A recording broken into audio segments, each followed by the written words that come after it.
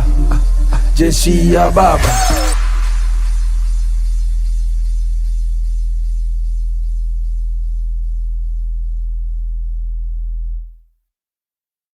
Na nimesema kila familia ambaye hawana mapato, kama kuna njaa na chochote, kila mwezi watapata shilingi 6,000 kutoka kwa serikali. Nataka vijana wafanye kazi wa maana, sio kazi ya kusukuma wilbaro. Yani leo ni azimio, inawezekana. Mwaka huu ni azimio, inawezekana. Raila Odinga anatosha, inawezekana. Boga Safina wanatosha, inawezekana. Yani leo ni azimio, inawezekana. Mwaka huu ni azimio, inawezekana. Raila Odinga anatosha, inawezekana. Boga Safina wanatosha, inawezekana. Rero ni rero, ayangu rero ni rero. Rero ni rero, jamani rero ni rero. Baba Tinga fire, fire, fire, fire. Azimio fire, fire, fire, fire. Tuko na baba Kea, 6,000 ziwe mfukoni. Mengi yatatokea, maendeleo mpaka mashinani. Kwa kilimo biashara, Boga Safi anatenda. Miradi kwa kina mama, na mashule yatajenga. Hata watunza wa mama wajane, hata basari watoto wasome, hata watunza wa mama wajane. Boga Safi, kazi safi kwa lemoja. Yani leo ni azimio, inawezekana. Mwaka huu ni azimio, inawezekana. Raila Odinga anatosha, inawezekana. Boga Safina wanatosha, inawezekana. Yani leo ni azimio, inawezekana. Mwaka huu ni azimio, inawezekana. Raila Odinga anatosha, inawezekana. Boga Safina wanatosha, inawezekana. Baba Raila Odinga, mtetezi wa anyonge. Boga na mama Safina, kazi safi muzire. Safina anomayo mikono uwagwire. Boga uchitapa kazi uzire. Tonda watabu Raila uchigwira Safina. Tonda watabu uchigwira ye Boga baba. Yani leo ni azimio, inawezekana. Mwaka huu ni azimio, inawezekana. Raila Odinga anatosha, inawezekana. Boga Safina wanatosha, inawezekana. Yani leo ni azimio, inawezekana. Mwaka huu ni azimio, inawezekana. Raila Odinga anatosha, inawezekana. Boga Safina wanatosha, inawezekana. Raila ndo Mandela wetu, yeye ni wetu. Kaleta ugatuzi kwetu, mkombozi wetu. Miaka 5 ni yako we baba, ulete mipano Nairobi, Mombasa. Tuko tayari na baba, tusonge mbele. Tuko tayari, azimio lipige kilele. Tuko tayari na baba, tusonge mbele. Tuko tayari, azimio lipige kilele. Ili ndilo jeshi la baba Raila Amolo Odinga, tukiwa na mama Charity Ngilu, Martha Karua, Peter Kenneth, Kanini Kega, James Orengo, Kalonzo Musyoka, Junet Mohamed, na bila kusahau Hassan Adjo 001. Nisalimie mama Safina Kwekwe, mwambie hapa ndo timu ushindi. Tunakwenda na Boga Safi, mambo safi. Fire! Fire! Fire! Vijana fire! Vijana fire! Asanteni sana.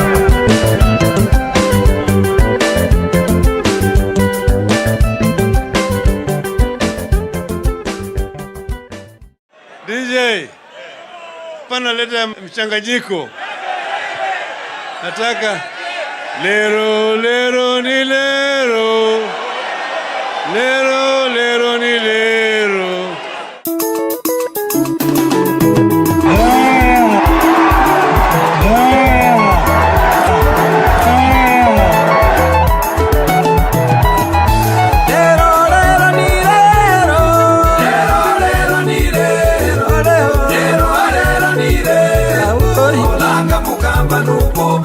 Langa mugamba nubobe umoja wewe nubobe leo ni leo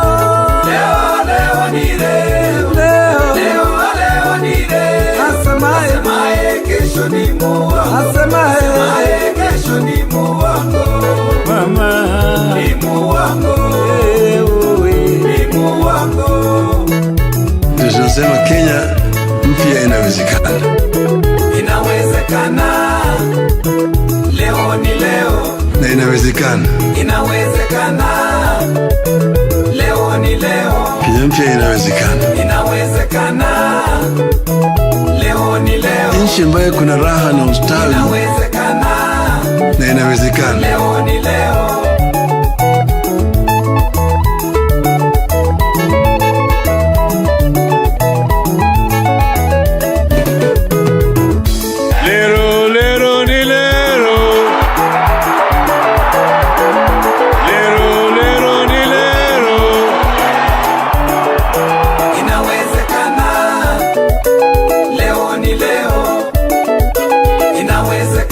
Ndoto yao ambayo walisema Mungu bariki nchi yetu ya Kenya. Inawezekana.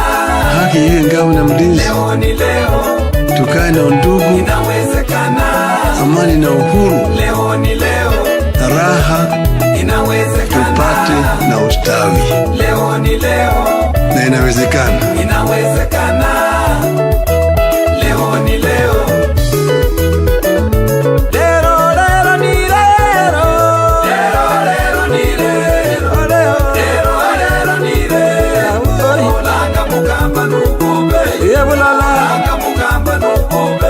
Umoja wewe nubobei leo ni leo leo ni leo asemaye kesho ni muwango asemaye kesho ni muwango mama ni muwango ni muwango.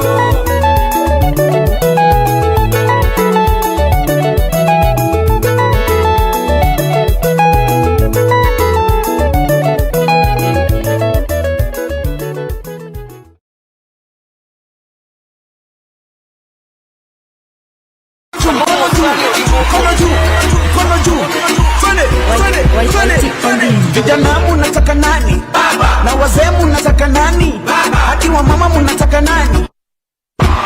Kono juu, kono juu, kono juu. Kono juu, kono juu, kono juu. Kono juu, kono juu. Twende. Vijana munataka nani? Baba. Na wazee munataka nani? Baba. Hadi wa mama munataka nani? Baba. Kila kona munataka nani? Baba. Atehu, baba. Mbio, baba. Onera, baba. Morome, baba. Kono juu, kono juu, kono juu. Kono juu, kono juu, kono juu. Kono juu, kono juu. Twende. Vijana munataka nani? Baba. Na wazee munataka nani? Baba. Hadi wa mama munataka nani? Baba. Kila kona munataka nani? Baba. Atehu, baba. Mbio, baba. Onera, baba. Morome, baba. Rudia bwana. Donge. Vijana munataka nani? Baba. Na wazee munataka nani? Baba. Hadi wa mama munataka nani? Baba. Kila kona munataka nani? Baba. Atehu, baba. Mbio. Kono juu, kono juu, kono juu. Kono juu, kono juu, kono juu. Kono juu, kono juu. Twende. Vijana munataka nani? Na wazee munataka nani? Wa mama munataka nani? Kono juu, kono juu, kono juu. Kono juu, kono juu, kono juu. Kono juu, kono juu. Twende. Vijana munataka nani? Wazee munataka nani? Wa mama munataka nani? Baba. Kila kona munataka nani? Baba. Atehu, baba.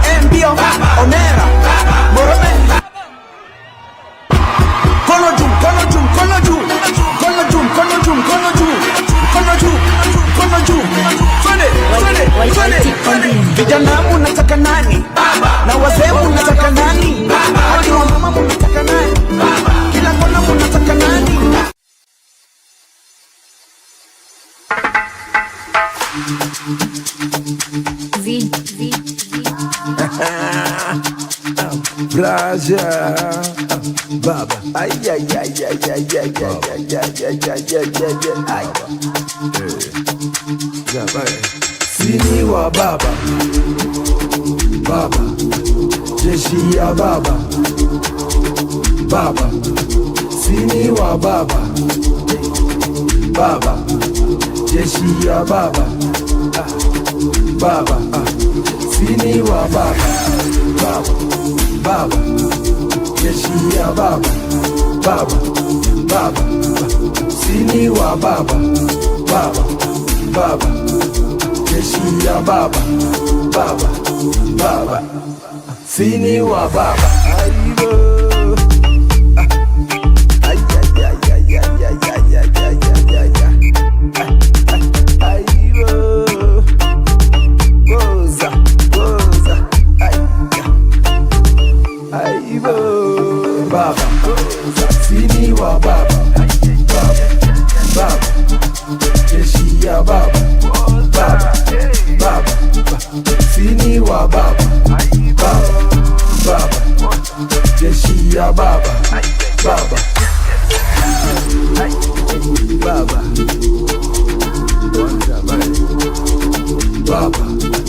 Jeshi ya baba Baba Sini wa baba Baba Jeshi ya baba Baba Sini wa baba Baba Baba Jeshi ya baba Baba Baba Sini wa baba Baba Baba Jeshi ya baba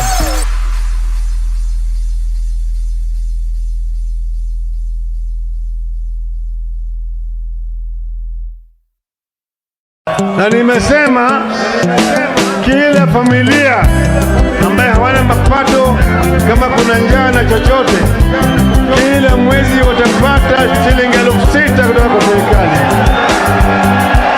Nataka vijana wafanye kazi wa maana, sio kazi ya kusukuma wilbaro. Yani leo ni Azimio, inawezekana. Mwaka huu ni Azimio, inawezekana. Raila Odinga anatosha, inawezekana. Boga Safina wanatosha, inawezekana. Yani leo ni Azimio, inawezekana. Mwaka huu ni Azimio, inawezekana. Raila Odinga anatosha, inawezekana. Boga Safina wanatosha, inawezekana. Rero ni rero, ayangu rero ni rero. Rero ni rero, jamani rero ni rero. Baba Tinga fire, fire, fire, fire. Azimio fire, fire, fire, fire. Tuko na baba Kea, 6,000 ziwe mfukoni. Mengi yatatokea, maendeleo mpaka mashinani. Kwa kilimo biashara, Boga Safi anatenda. Miradi kwa kina mama, mama shule atajenga. Hata watunza wa mama wajane, hata basari watoto wasome, hata watunza wa mama wajane. Boga Safi, kazi safi kwa lemoja. Yani leo ni Azimio, inawezekana. Mwaka huu ni Azimio, inawezekana. Raila Odinga anatosha, inawezekana. Boga Safina wanatosha, inawezekana. Yani leo ni Azimio, inawezekana. Mwaka huu ni Azimio, inawezekana. Raila Odinga anatosha, inawezekana. Boga Safina wanatosha, inawezekana. Ni baba Raila Odinga, mtetezi wa anyonge. Boga na mama Safina, kazi safi muzire Safina. Ano mayo mikono uwagwire. Boga uchitapa kazi uzire. Tonda watabu Raila uchigwira Safina. Tonda watabu uchigwira ye Boga baba. Yani leo ni Azimio, inawezekana. Mwaka huu ni Azimio, inawezekana.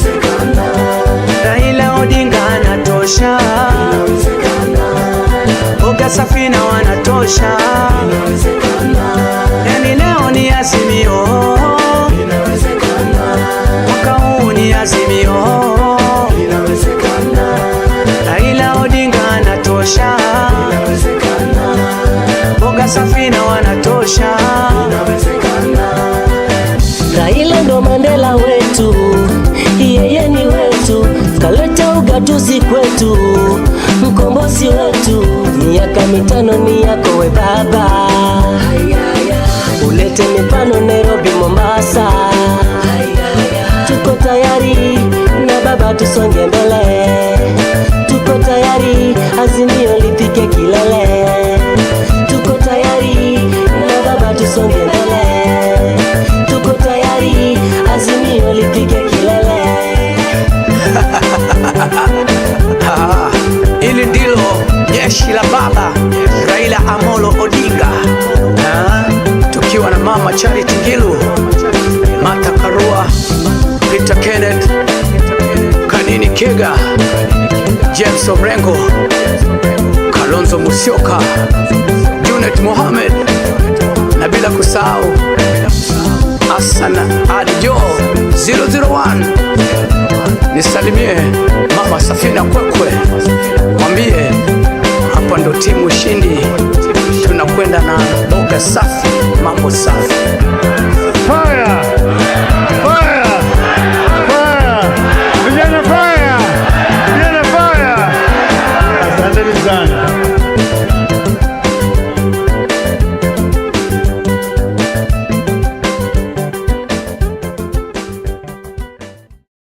DJ, pana leta mchanganyiko. Nataka lero lero ni lero, lero lero ni lero.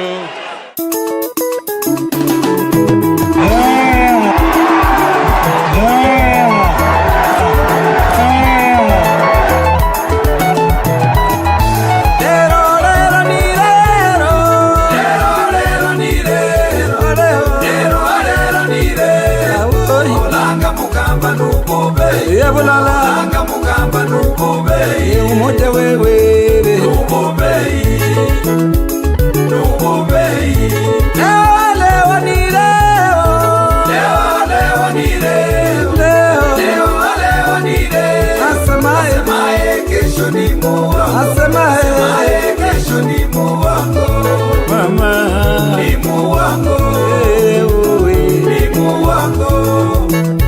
Tunasema Kenya mpya inawezekana. Inawezekana. Leo ni leo. Na inawezekana. Inawezekana. Leo ni leo. Kenya mpya inawezekana. Inawezekana. Leo ni leo. Nchi ambayo kuna raha na ustawi. Inawezekana. Na inawezekana. Leo ni leo.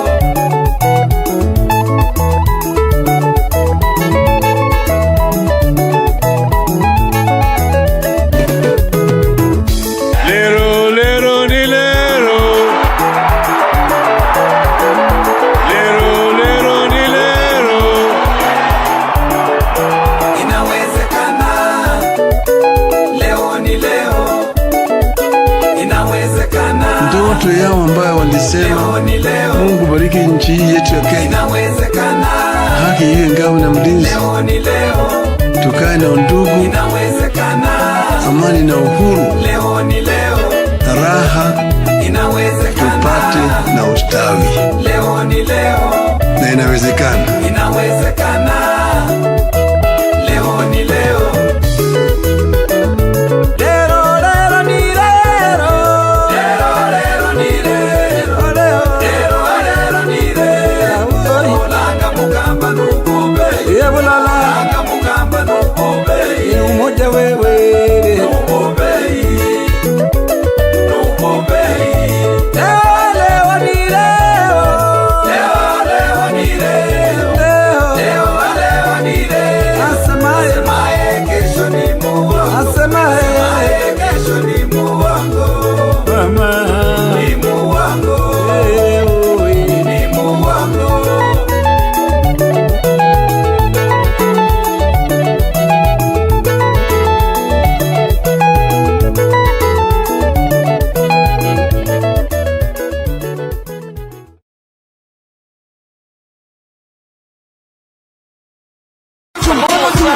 mkono juu, mkono juu.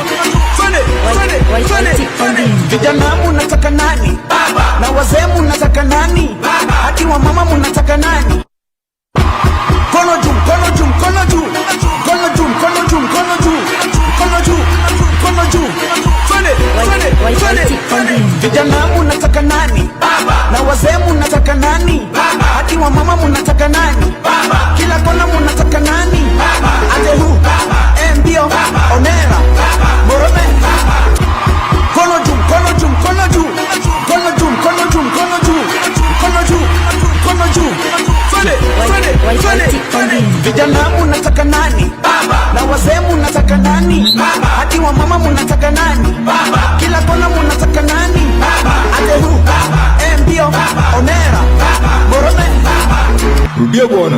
Donge. Vijana munataka nani? Baba. Na wazee munataka nani? Baba. Hadi wa mama munataka nani? Baba. Kila kona munataka nani? Baba. Atehu, mbio. Mkono juu, mkono juu, mkono juu. Mkono juu, mkono juu, mkono juu. Mkono juu, mkono juu. Vijana munataka nani? Na wazee munataka nani? Wa mama munataka nani? Mkono juu, mkono juu, mkono juu. Mkono juu, mkono juu, mkono juu. Mkono juu, mkono juu. Vijana munataka nani? Wazee munataka nani? Wa mama munataka nani? Baba. Kila kona munataka nani? Baba. Atehu, mbio, onera, morome.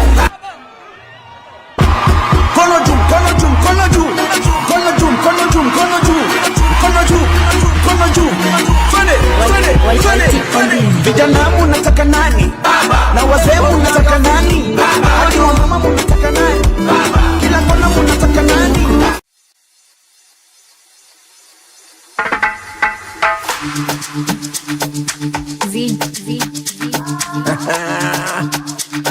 Braja, baba, ay ay ay ay ay ay ay ay. Baba, sini wa baba, baba, jeshi ya baba, baba, sini wa baba, baba, jeshi ya baba, baba, sini wa baba, baba, baba, jeshi ya baba, baba, baba, sini wa baba, baba, baba, jeshi ya baba, baba, baba, sini wa baba.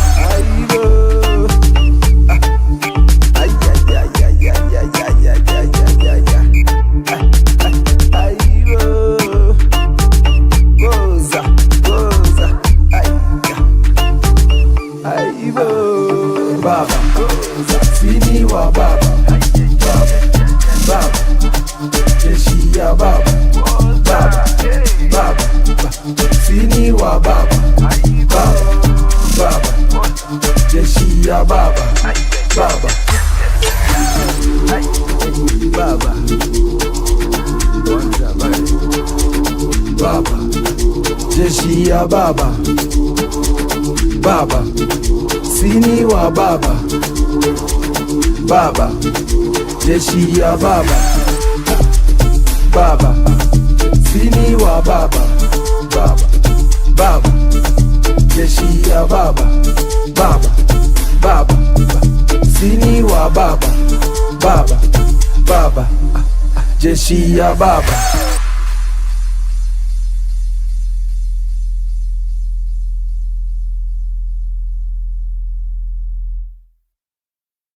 Na nimesema kila familia ambaye hawana mapato, kama kuna njaa na chochote, kila mwezi watapata shilingi 6,000 kutoka kwa serikali. Nataka vijana wafanye kazi wa maana, sio kazi ya kusukuma wilbaro. Yani leo ni azimio, inawezekana. Mwaka huu ni azimio, inawezekana. Raila Odinga anatosha, inawezekana. Boga Safina wanatosha, inawezekana. Yani leo ni azimio, inawezekana. Mwaka huu ni azimio,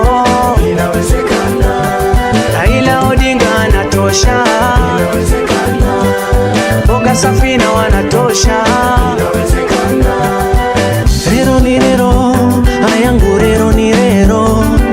Rero ni rero, jamani rero ni rero.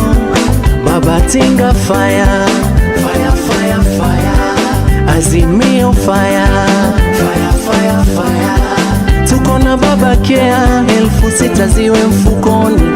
Mengi yatatokea, maendeleo mpaka mashinani.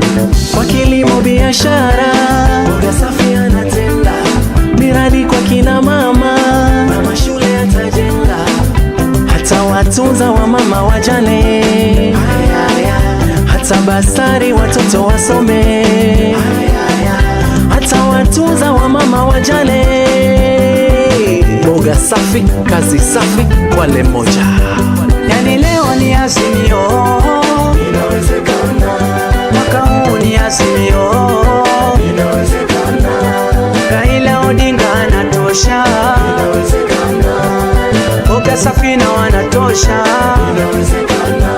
Yani leo ni azimio, inawezekana. Mwaka huu ni azimio, inawezekana. Raila Odinga anatosha, inawezekana. Mboga safi na wanatosha, inawezekana. Baba Raila Odinga, mtetezi wa anyonge, mboga na mama Safina, kazi safi muzire Safina, anomayo mikono wagwire, mboga uchitapa kazi uzire, tonda watabu Raila uchigwira Safina, tonda watabu uchigwira ye boga baba. Yani leo ni azimio, inawezekana. Mwaka huu ni azimio, inawezekana. Raila Odinga anatosha, inawezekana. Mboga safi na wanatosha, inawezekana. Yani leo ni azimio, inawezekana. Mwaka huu ni azimio, inawezekana. Raila Odinga anatosha, inawezekana. Mboga safi na wanatosha, inawezekana. Raila ndo Mandela wetu, yeye ni wetu, kaleta ugatuzi kwetu, mkombozi wetu. Miaka 5 ni yako we baba, ulete mifano Nairobi, Mombasa. Tuko tayari na baba, tusonge mbele. Tuko tayari, azimio lifike kilele. Tuko tayari na baba, tusonge mbele. Tuko tayari, azimio lifike kilele. Ili ndilo jeshi la baba Raila Amolo Odinga, tukiwa na mama Charity Ngilu, Martha Karua, Peter Kenneth, Kanini Kega, James Orengo, Kalonzo Musyoka, Junet Mohamed, na bila kusahau Hassan Adjo 001. Nisalimie mama Safina Kwekwe, mwambie hapa ndo timu ushindi, tunakwenda na mboga safi, mambo safi. Fire! Fire! Fire! Vijana fire! Vijana fire! Asanteni sana.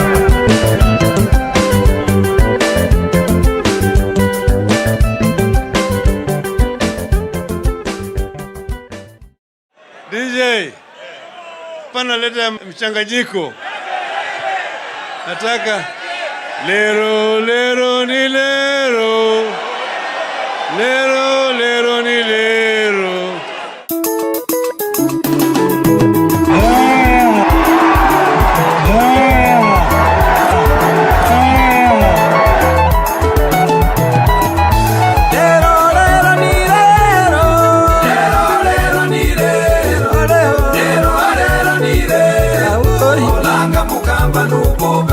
Langa mugamba nubobe, umoja wewe nubobe, nubobe. Leo ni leo, leo ni leo, leo ni leo. Asemaye kesho ni Mungu, asemaye kesho ni Mungu, mama ni Mungu, ni Mungu. tunasema Kenya mpya inawezekana. Inawezekana. Leo ni leo. Na inawezekana. Inawezekana. Leo ni leo. Kenya mpya inawezekana. Inawezekana. Leo ni leo. Nchi ambayo kuna raha na ustawi. Inawezekana. Na inawezekana. Leo ni leo.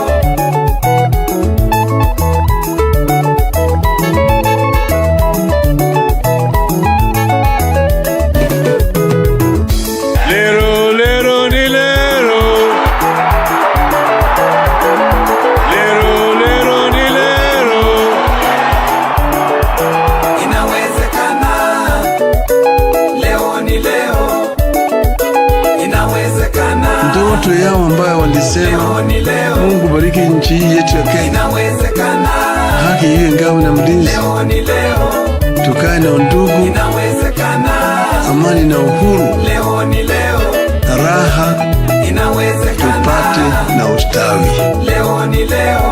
Na inawezekana. Leo ni leo.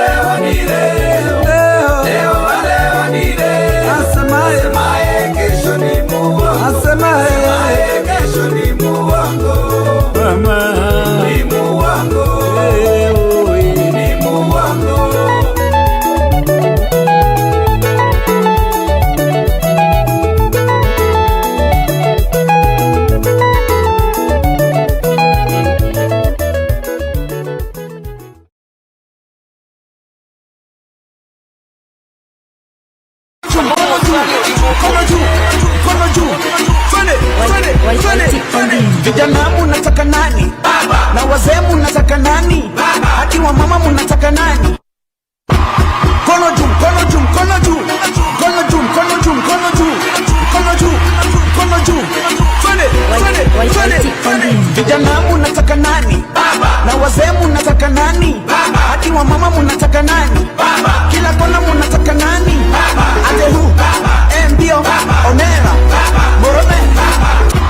Kono juu, kono juu, kono juu. Kono juu, kono juu, kono juu. Kono juu, kono juu. Twende.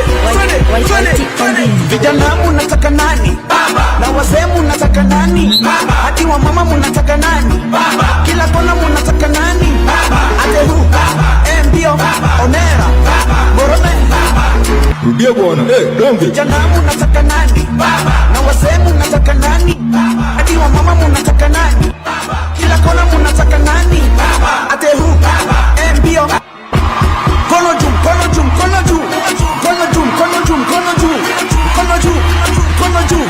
Twende. Vijana munataka nani? Na wazee munataka nani? Wa mama munataka nani? Kono juu, kono juu, kono juu. Kono juu, kono juu, kono juu. Kono juu, kono juu. Twende. Vijana munataka nani? Wazee munataka nani? Wa mama munataka nani? Baba. Kila kona munataka nani? Baba. Atehu, baba. Mbio, baba. Onera, baba. Morome.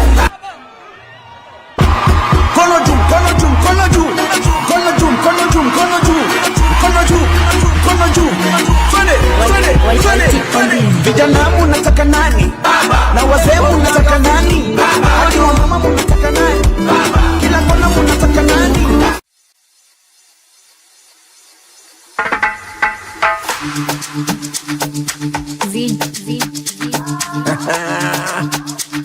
Braja, baba, ay,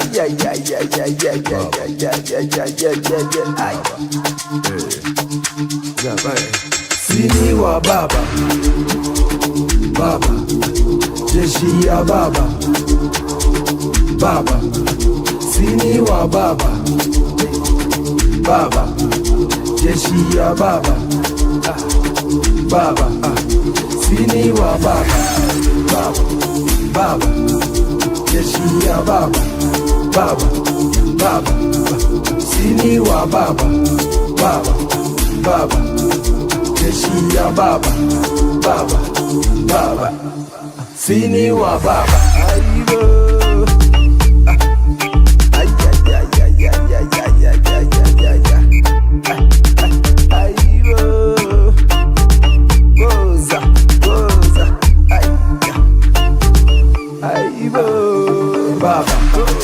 Sini wa baba, baba, baba, jeshi ya baba, baba, baba, sini wa baba, baba, baba, jeshi ya baba, baba,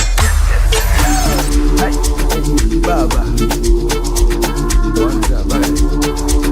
baba, jeshi ya baba, baba, sini wa baba, baba, jeshi ya baba, baba, sini wa baba, baba, baba, jeshi ya baba, baba, baba, sini wa baba, baba, baba, jeshi ya baba.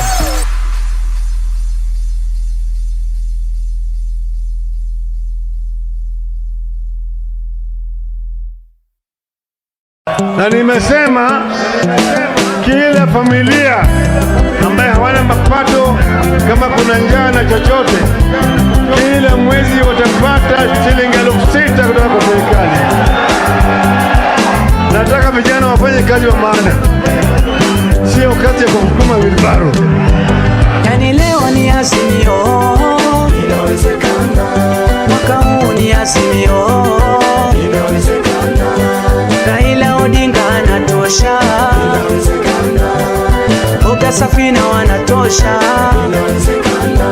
Yani leo ni Azimio, inawezekana. Mwaka huu ni Azimio, inawezekana. Raila Odinga anatosha, inawezekana. Boga Safina wanatosha, inawezekana. Rero ni rero, ayangu rero ni rero. Rero ni rero, jamani rero ni rero.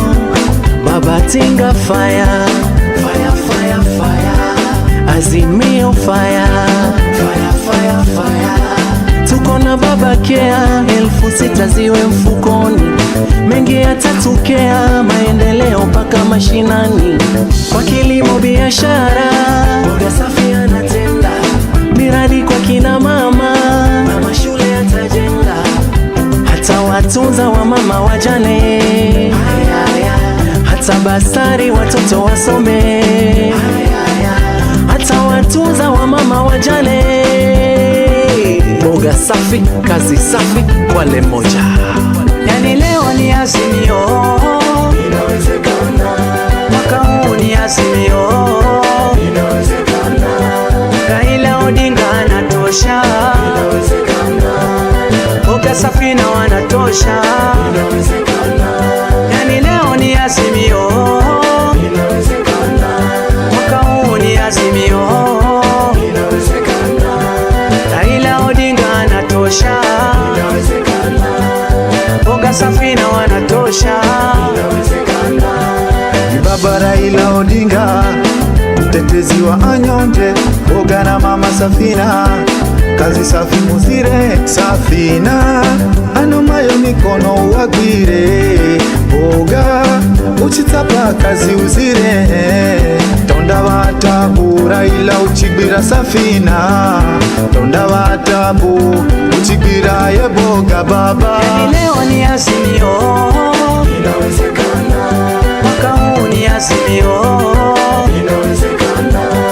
Raila Odinga anatosha, inawezekana. Boga Safina wanatosha, inawezekana. Yani leo ni Azimio, inawezekana. Mwaka huu ni Azimio, inawezekana. Raila Odinga anatosha, inawezekana.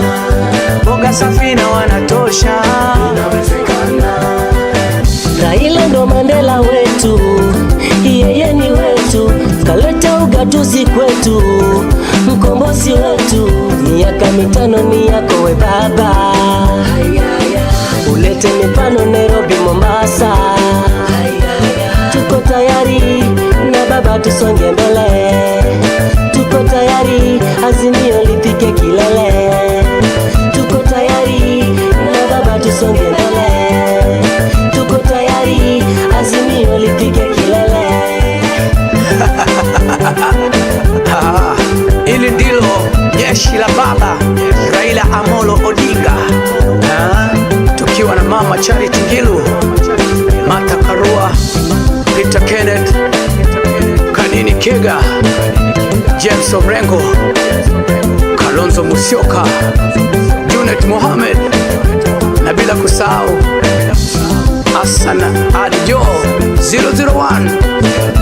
Nisalimie mama Safina Kwekwe, mwambie hapa ndo timu shindi, tunakwenda na boga safi, mambo safi. Fire! Fire! Fire! Vijana fire! Vijana fire! Asanteni sana.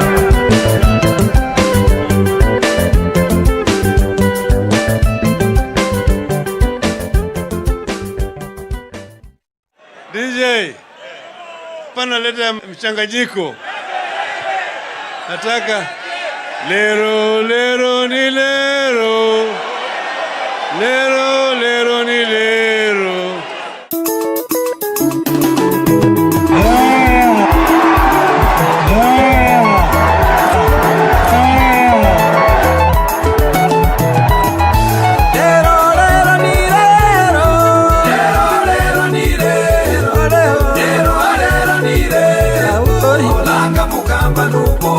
Langa mugamba nubobe umoja wewe nubobe nubobe leo ni leo leo ni leo leo ni leo asemaye kesho ni Mungu asemaye kesho ni Mungu mama ni Mungu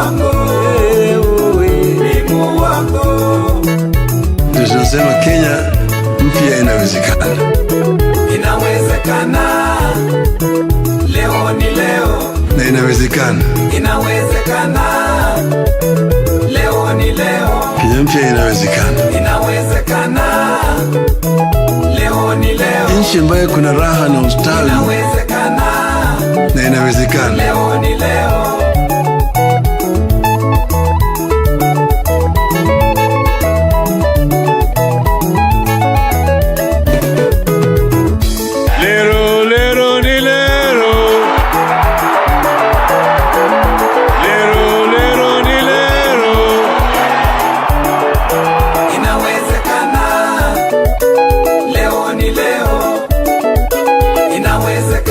Ndoto yao ambayo walisema Mungu bariki nchi hii yetu ya Kenya, haki iwe ngao na mlinzi, tukae na undugu, amani na uhuru, raha tupate na ustawi. Na inawezekana. Leo ni leo.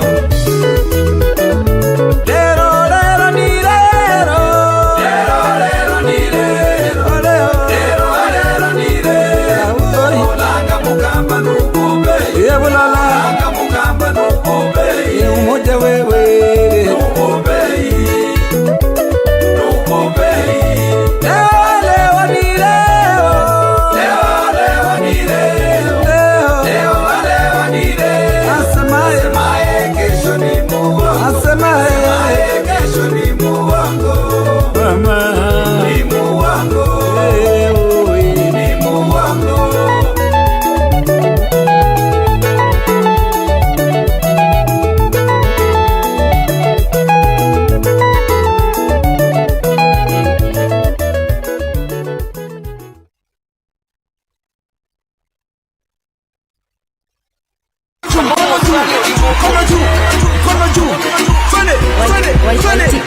Vijana munataka nani? Baba. Na wazee munataka nani? Baba. Hadi wa mama munataka nani? Kono juu, kono juu, kono juu. Kono juu, kono juu, kono juu. Kono juu, kono juu, twende, vijana munataka nani? Na wazee munataka nani? Hadi wa mama munataka nani? Kila kona munataka nani? Ate hu, mbio, onera, morome. Kono juu, kono juu, kono juu, kono juu, kono juu, kono juu, kono juu, kono juu, twende. Vijana munataka nani? Na wazee munataka nani? Hadi wa mama munataka nani? Kila kona munataka nani? Ate hu, mbio, onera, morome. Daughter had changed the ringtone and you're wondering whose phone is that ringing. So just confirm that your phone is on silent before we proceed. We'll be starting shortly. But for now, we're going to have some soft music played by the Presidential Escort Band as we wait for the official beginning of this ceremony. The band.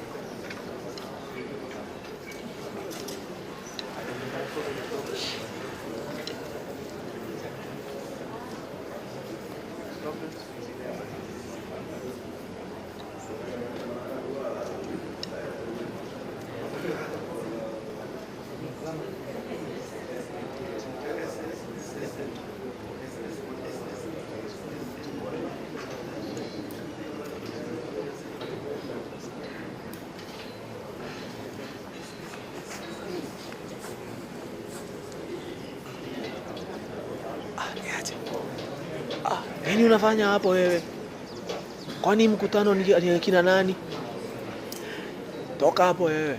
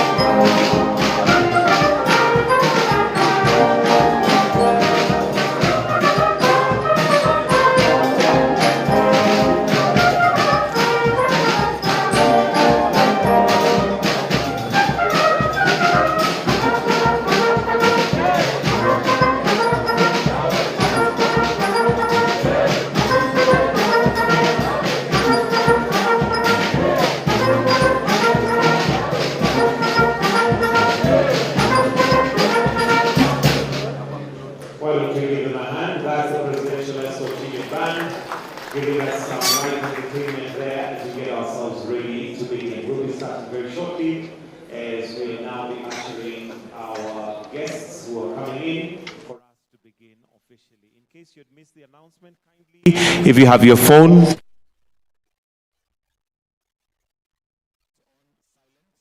and if you need the washroom or the bathroom, kindly exit through the back to your left.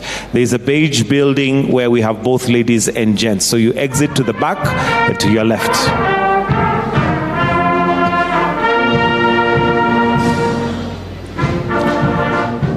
Do we have Excellency Aida Odinga? Karibu sana.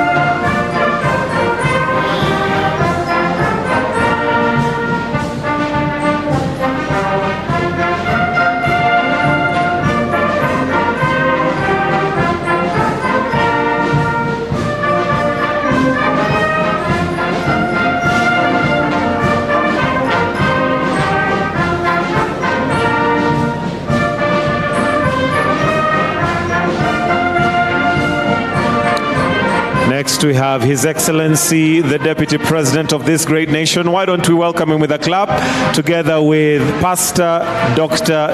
Dorcas Rigathi, the spouse to the Deputy President. Karibuni.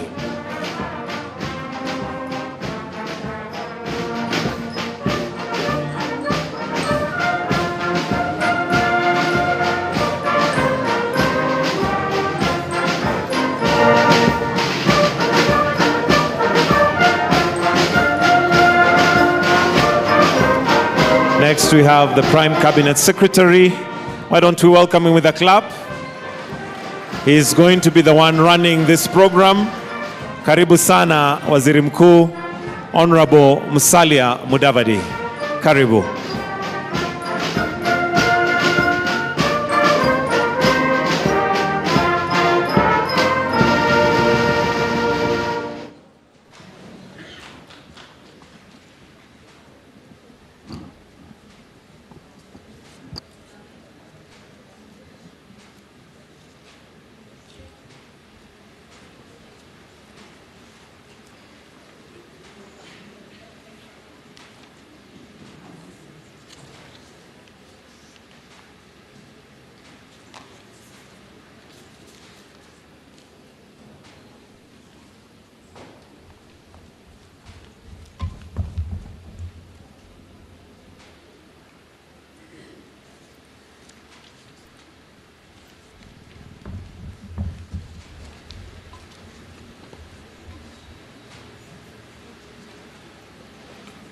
Good morning, everybody. Okay, Your Excellencies, I wish to introduce General Retired James Kabarebe, Minister of State for Foreign Affairs of the Republic of Rwanda.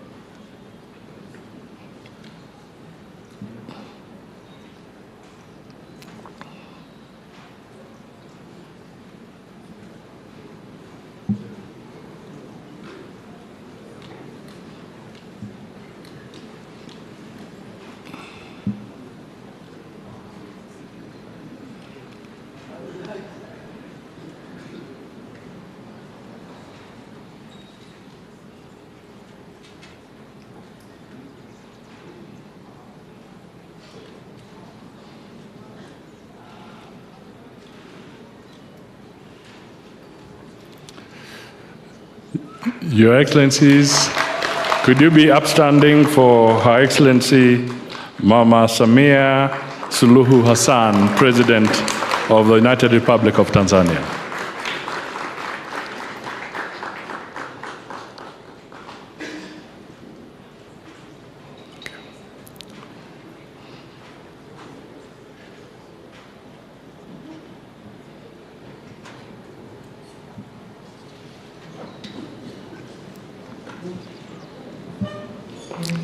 Your Excellencies, now we welcome His Excellency Olusegun Obasanjo, former President of the Republic of Nigeria.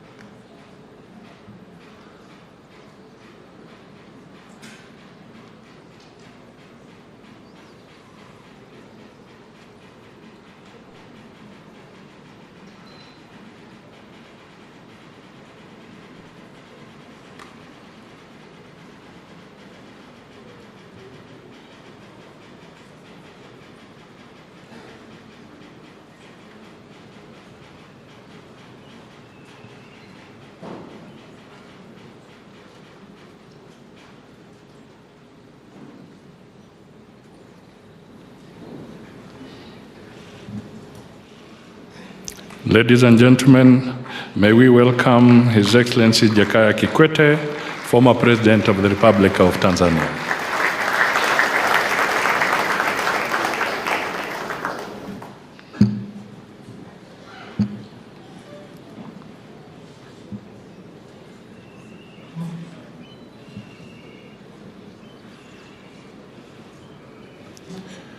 Ladies and gentlemen, now we welcome Your Excellency Lieutenant General Gavis Ndirabuka, the Prime Minister of the Republic of Burundi.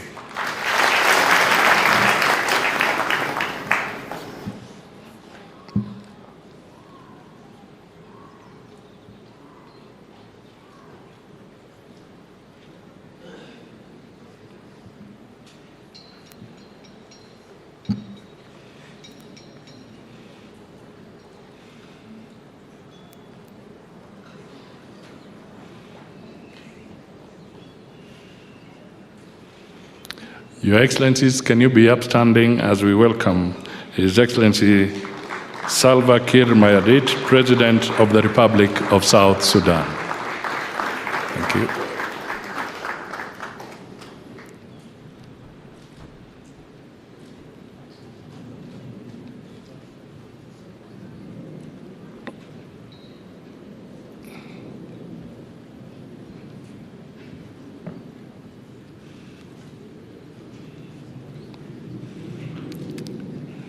Your Excellencies, let us also welcome His Excellency Yoweri Kaguta Museveni, President of the Republic of Uganda.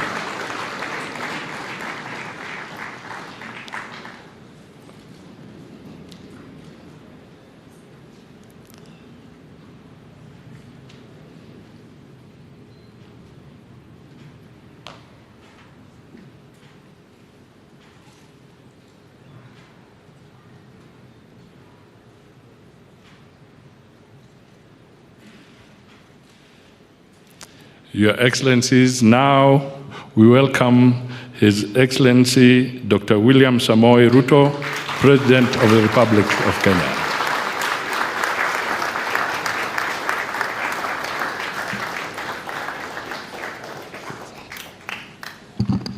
I request Your Excellencies remain standing as we'll start with two anthems. We'll start with the Kenyan National Anthem, followed by the East African Anthem. The Kenyan National Anthem.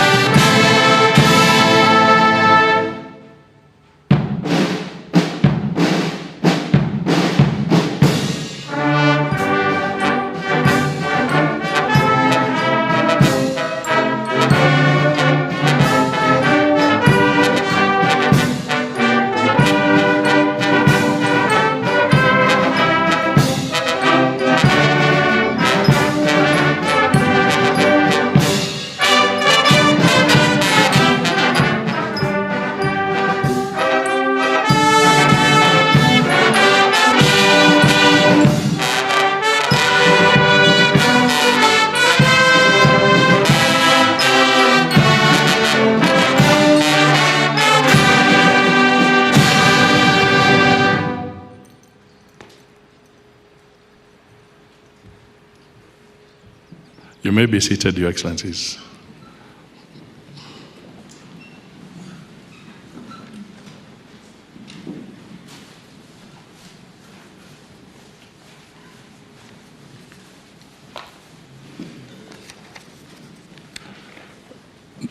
Let me make some introductory remarks.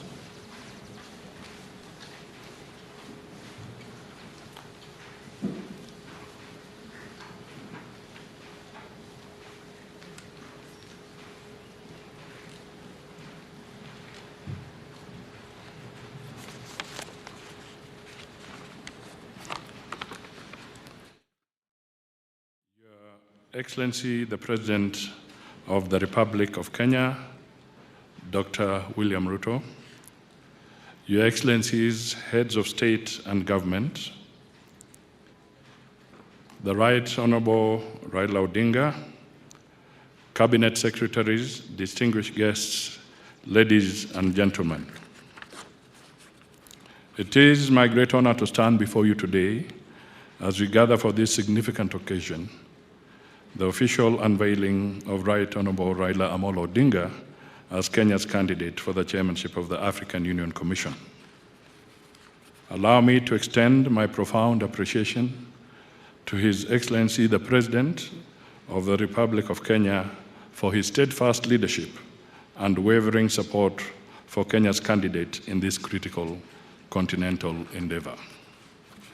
Today marks another milestone in Kenya's historic pursuit of the AUC chairmanship, a position that has the potential to reshape the trajectory of Africa's governance, integration, and development agenda. Over the past months, we have seen a relentless commitment to advancing Kenya's candidacy, driven by the determination of the candidate himself, the Right Honorable Raila Odinga, whose seasoned leadership and Pan-African vision resonate deeply with Africa's collective aspirations. The Right Honorable Raila Odinga embodies the ideals of a people-centered, visionary leadership that the African Union Commission needs. He is a leader who has tirelessly championed the cause of African unity and progress, and unwavering espousing the principle of Think Africa above all. His commitment to the ideals of the Agenda 2063, the Africa we want, is resolute, and his vision for an integrated, prosperous, and peaceful continent is one we fully support. There's a famous quote by the French philosopher Voltaire: No problem can withstand the assault of sustained thinking. I believe this embodies Raila's approach to leadership. His intellect, his dedication to African integration, and his focus on unity and development are precisely what the African Union needs. As a long-standing Pan-Africanist, he has always espoused the idea that Africa must come first and that our continent's future lies in our ability to unite and act collectively. This candidacy, therefore, is not just a national mission. It is in many ways a continental one. Raila Odinga is not just Kenya's candidate, he is Africa's candidate, a man who holds fast to the dreams and hopes of millions of Africans who yearn for an integrated, prosperous, and peaceful continent. His candidature is rooted in the belief that Africa's progress must be driven by its people, for its people. To the African people, Kenya presents to you a candidate who will give the AU visibility and a deserving place in global discourse. One of the expected priorities is to take the African Union to the people and make it work for the citizens of Africa. Indeed, Honorable Raila is a Pan-Africanist who has emerged at the right time to drive Africa's transformation. I am proud to say that under the astute leadership of His Excellency the President, our foreign policy has taken giant strides, ensuring that Kenya remains a vital player on the continental and global stage. This unveiling today is a testament to that continued leadership and the confidence we have in Raila to carry this mantle forward. Our President has led this mission from the front, engaging with leaders across the continent to ensure that Kenya's candidate receives the endorsement and support necessary to secure this crucial position. Therefore, from today onwards, the candidate will intensify his continental engagements by traveling far and wide to present himself to the leadership of African states. As a ministry, we are the focal point for the candidate and our processes remain razor sharp. I thank the staff at the Ministry of Foreign and Diaspora Affairs, led by Principal Secretary Singoi, as well as the strategic team of Honorable Raila for the commendable progress so far. I stand here with full confidence that this candidacy will rally not only Kenya, but the entire continent behind a vision that promises unity, development, and a future where Africa stands tall on the globe. Your Excellencies, before I bring the candidate forward, there's a video, a very short one for 3 minutes, which will play, and then the candidate will be invited on the podium to make a few remarks. But before the video plays, Your Excellencies, let me take this opportunity to acknowledge that we have a very broad cross-section of representation here. Let me start by acknowledging the African Diplomatic Corps. If they could just stand where they are, that would be most grateful. They are all over, but thank you so much for gracing this occasion. We also have ambassadors and high commissioners from the European Union.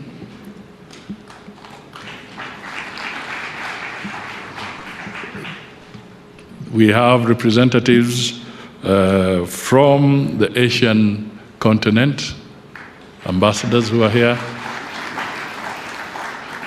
Thank you so much for being present.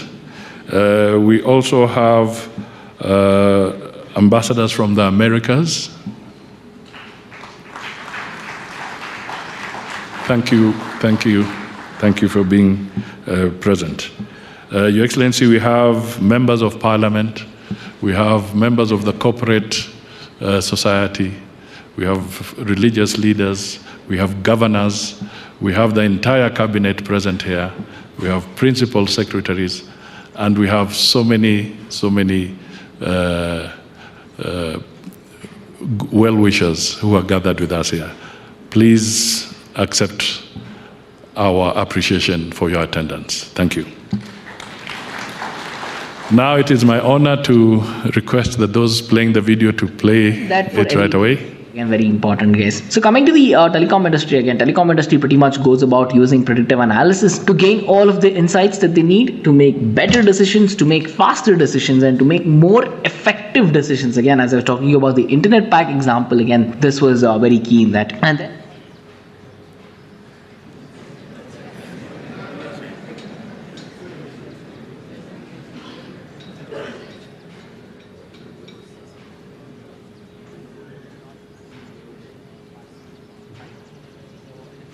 analytical customer relationship management. It is used for fraud reduction. It is used for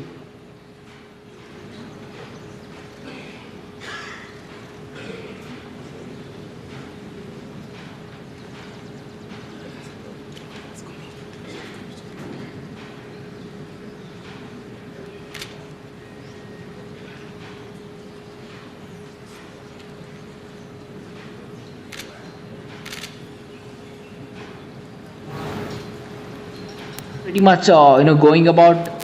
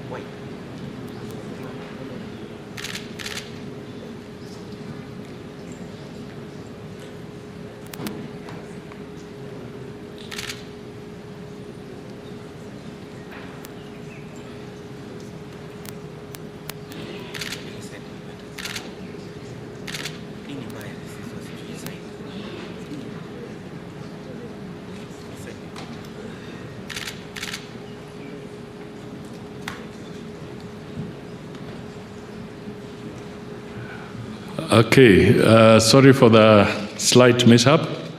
I think it is only proper that I now call on stage the candidate himself so that he can speak and present his case to us. I now invite the Honorable Raila Odinga to be found within the premises and brought forward.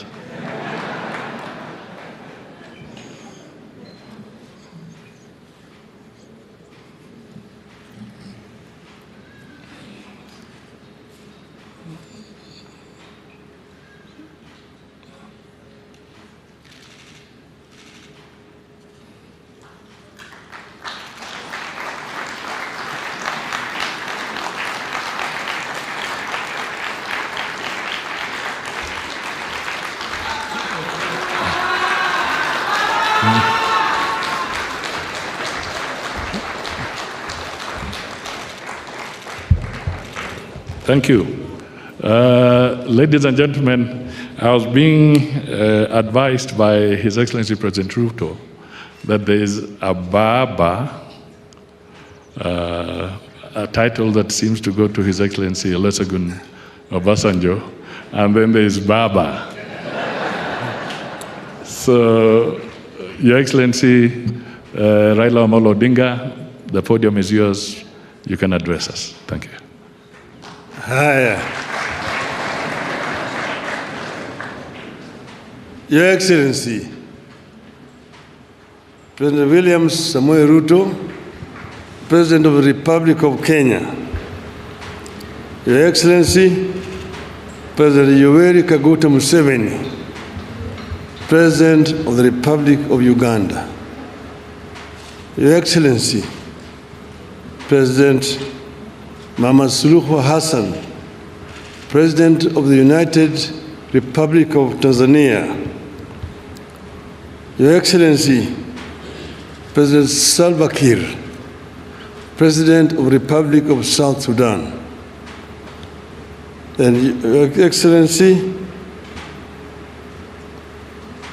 Baba Olusegun Obasanjo, former President of the Republic of Nigeria. Then my brother, former President of the United Republic of Tanzania, Jakaya Mrisho Kikwete. My other brother from Burundi, General Gervas Ndikarukubuka, the Prime Minister of the Republic of Burundi, and Brother James Kabere, Minister of State for Foreign Affairs of the Republic of Rwanda. Distinguished diplomats, ladies and gentlemen, hamjambo, good morning. I am so delighted to have opportunity to stand before you here this morning to see this distinguished audience here. I want to say that this is an occasion which the Lord has made, and let's be proud in it.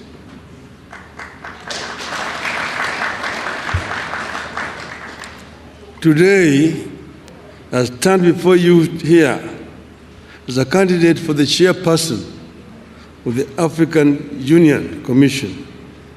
I'm personally encouraged and humbled by the collective support for my country and the Eastern African region. The official unveiling of my candidacy as Kenya's nominee for the chairmanship of the African Union Commission is a major impetus and milestone in my bid. And I'm so happy that my brothers and sisters have taken time to come and be here physically and personally today.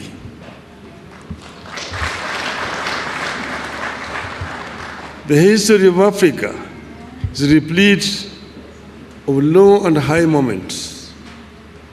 Africa is widely considered the birthplace of mankind, whose political organization was reflected in great kingdoms across the continent.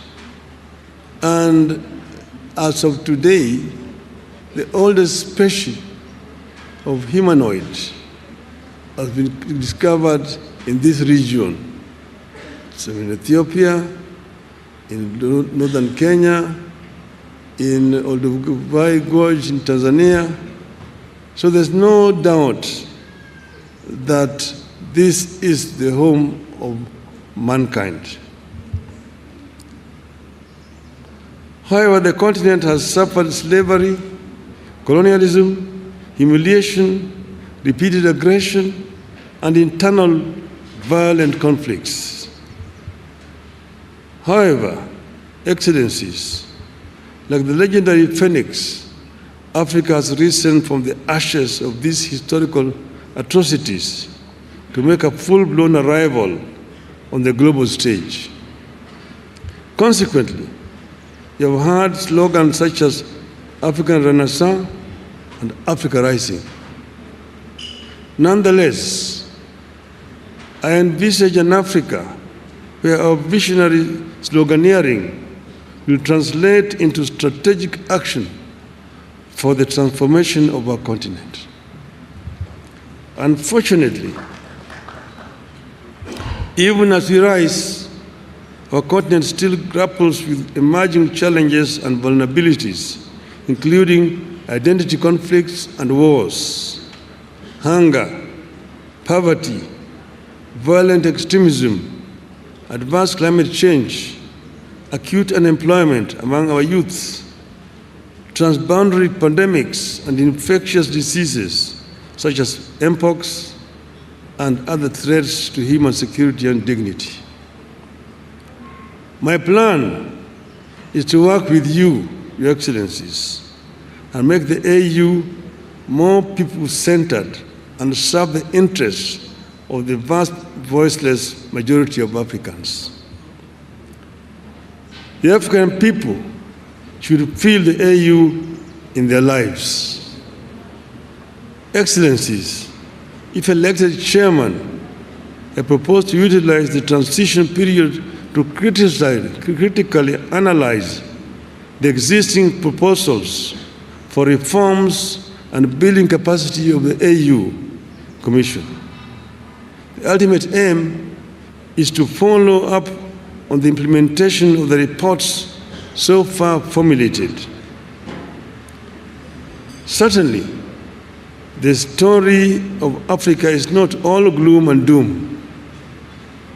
Thanks to the work Your Excellencies are doing, Africa has been on an upward and positive trajectory in recent years.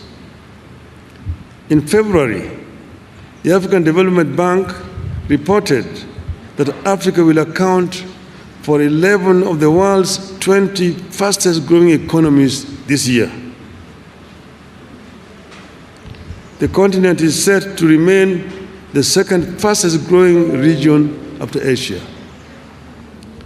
I deeply appreciate your efforts in restoring hope on the continent, and it is my wish to have a chance to complement your efforts as AU chairperson. Excellencies, throughout my leadership and service to the public, I have noted the significance of defining strategic goals and appreciating the influence of political dynamics on the outcomes of these goals. So decision-making must be backed by a balance between policy and geopolitics. I plan to work with you, Your Excellencies, to integrate this continent. You are one people who unfortunately are trying too hard to separate from each other. I have traveled the length and breadth of this beautiful continent, and I have seen the faces of Africa's future. I was involved in peace negotiations in Burundi with Mwalimu Nyerere. I was involved as the mediator of the AU with the conflict in Côte d'Ivoire. I was involved in Mozambique. So I understand the continent. And I see the faces of our children, full of hope and energy, and unbound by the borders of yesterday. I dream of an Africa where those borders and colonial languages no longer divide us. We don't want to see Africans to be divided as Anglophones, Francophones, Lusophones. I want them to be Africaphones.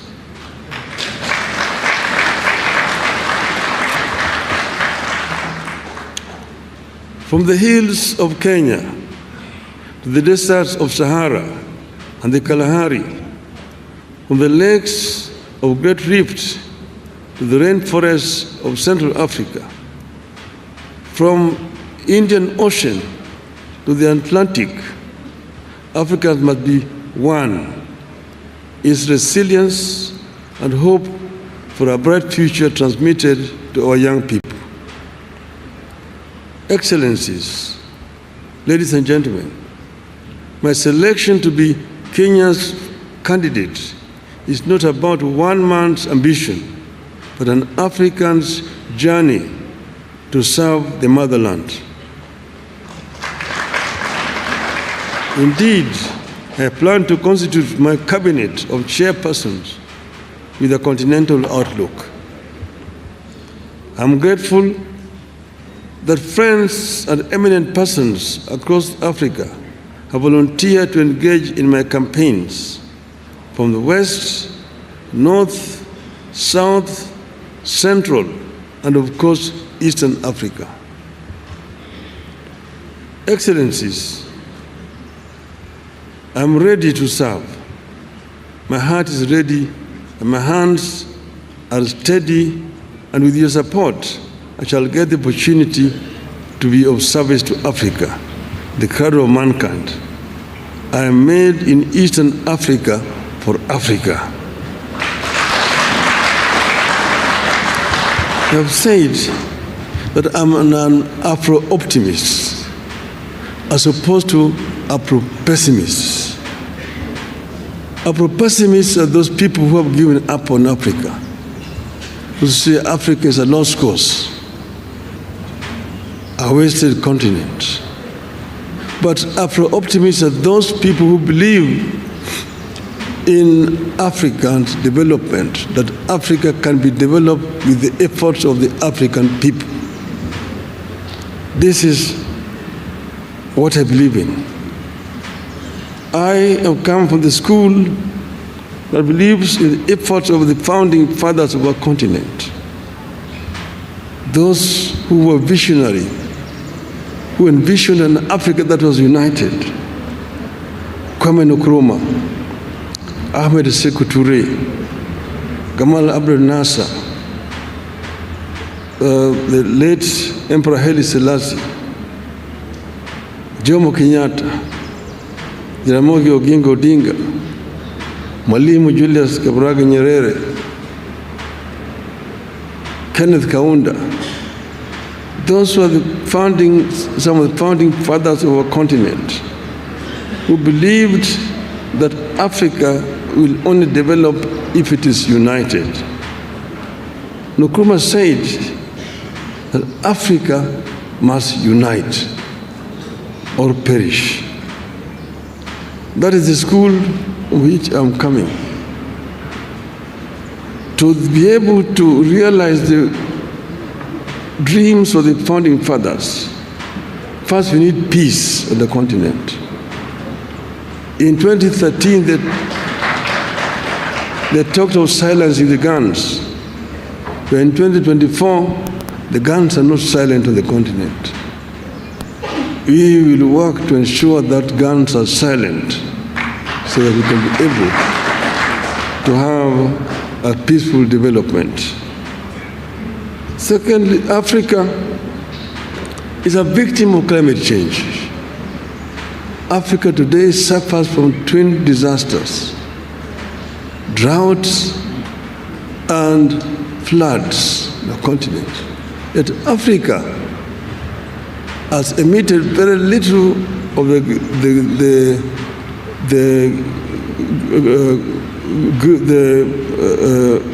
carbon that is polluting the world. So Africa needs to be compensated. But this will not come if Africa goes to negotiate as individual countries.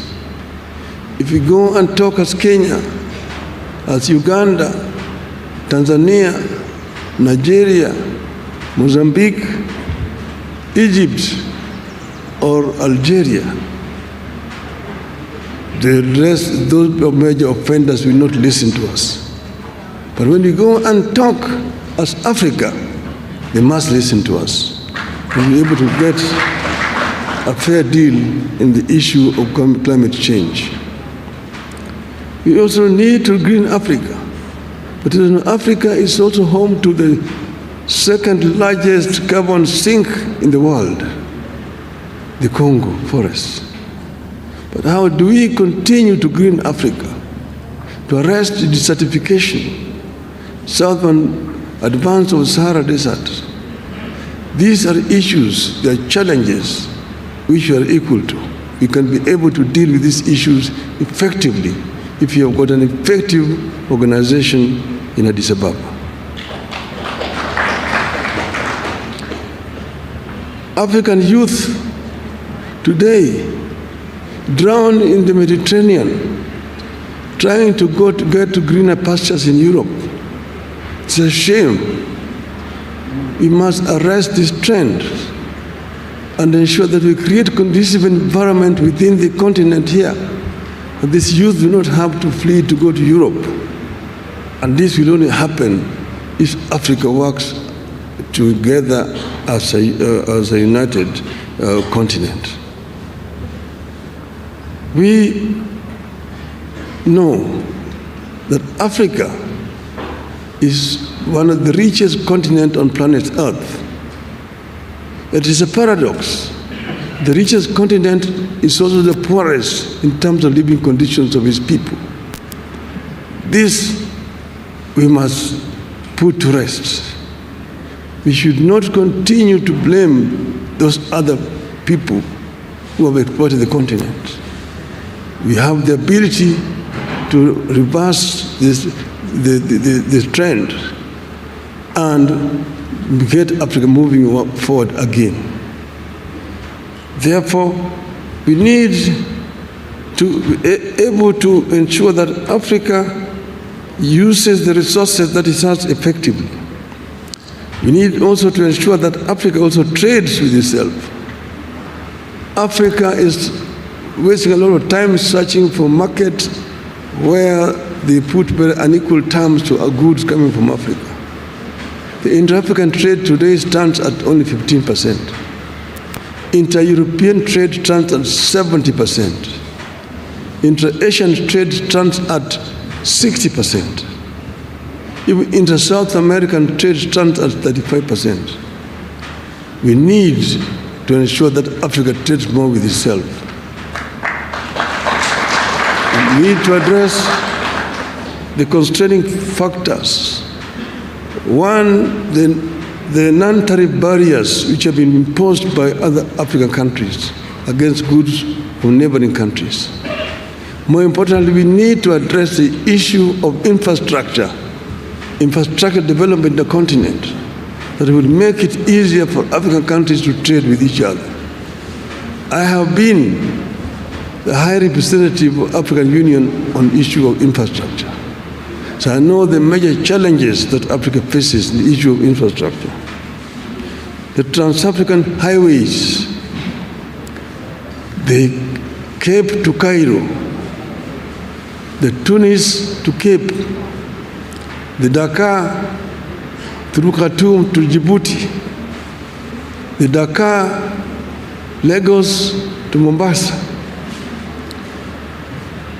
the Beira to Lobito and Walvis Bay, the high-speed railway networks in the continent, those are issues that require to be dealt with. The LAPSET, the Lamu Port, South Sudan, Ethiopia, that will continue through Bangui and go all the way to the Cameroon port of Kribi, creating a land bridge that links the Atlantic Ocean and Indian Ocean and opening up the interior landlocked countries within the continent. These are some of the issues that can be dealt with and we'll deal with. Then connecting Africa through high-speed fiber optic network. And then to facilitate faster communication. Then the issues of air transport. Air transport is a major challenge in the continent. We were talking about open skies to make air transport easier. Today, traveling across the continent is too expensive. You have to get permits to fly over countries, delaying movements, and make it too expensive. Flying over Europe is much easier than flying over Africa. We need to have a continental air control system within the continent so that people can travel from east to west, north to south without a problem. The other one is the issues of visas.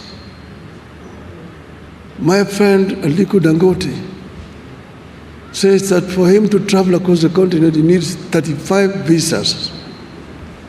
His French competitor does not need a visa to travel with a French passport in Africa. What a shame. In Europe, you only need a Schengen visa, and you can travel across the entire Europe without a problem. We will also ensure that we reach a stage where we can issue an AU visa, enable people to travel across the continent without much of a problem. I therefore want to conclude by saying that I am ready for Africa. And I believe in the story of the African lion. The lion is an African animal. Is a king of the jungle. The Cameroonian national soccer team is called the Indomitable Lions. The soccer team of Senegal is called the Lions of Teranga. The soccer team of Morocco is called the Atlas Lions. Here in Eastern Africa, we call it the Simba.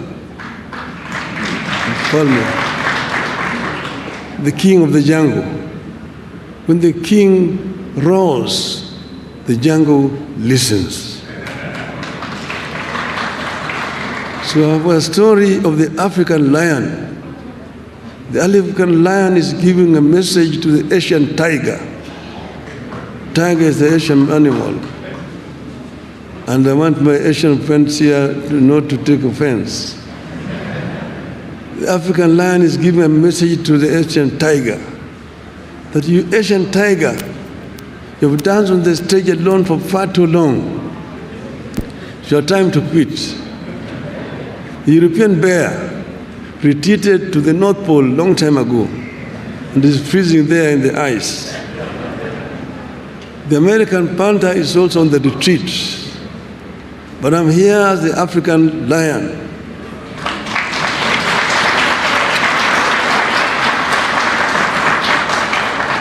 I've been asleep in the jungles of the Congo, but now I'm awake and I'm sitting on African gold, African oil, African diamonds, African iron and copper ores. I'm sitting on African bauxite. I'm sitting on African lithium and coltan and uranium. And I have the ability to transform all these materials that I have into wealth for the benefit of my people and claim the 21st century as an African century. End of the message from African Lion. Thank you very much, ladies and gentlemen.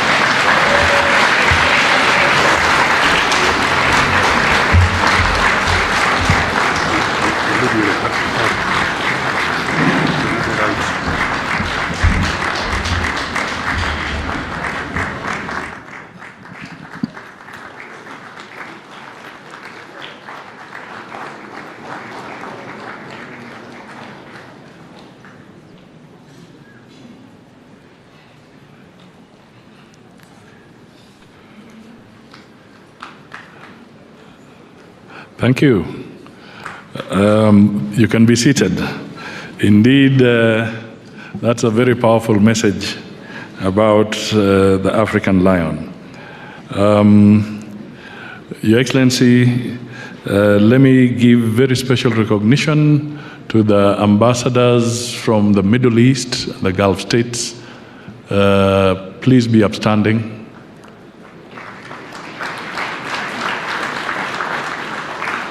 Thank you so much for being present with us. Let me also acknowledge that we have the Speaker of the Senate with us in our midst. Now it is my pleasure and honor to invite His Excellency Rigathi Gachagua, the Deputy President of the Republic of Kenya, to make some few remarks and invite His Excellency President William Ruto to take up from there.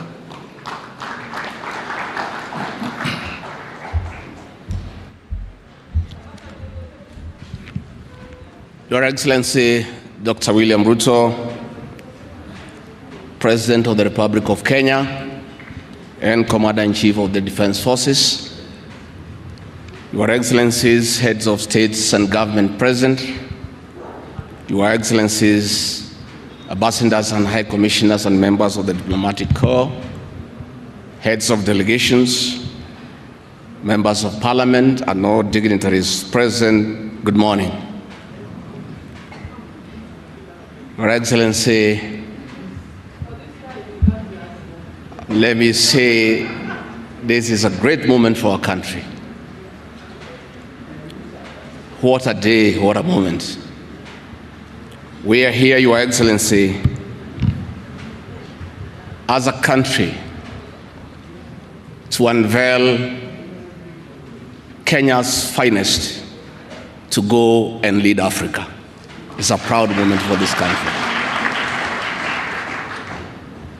And I want to say, Your Excellency, the people of Kenya have been united to a man by the candidature of the Right Honorable Raila Odinga to be the chairperson of the African Union Commission. This is a quest that has brought pride to our nation.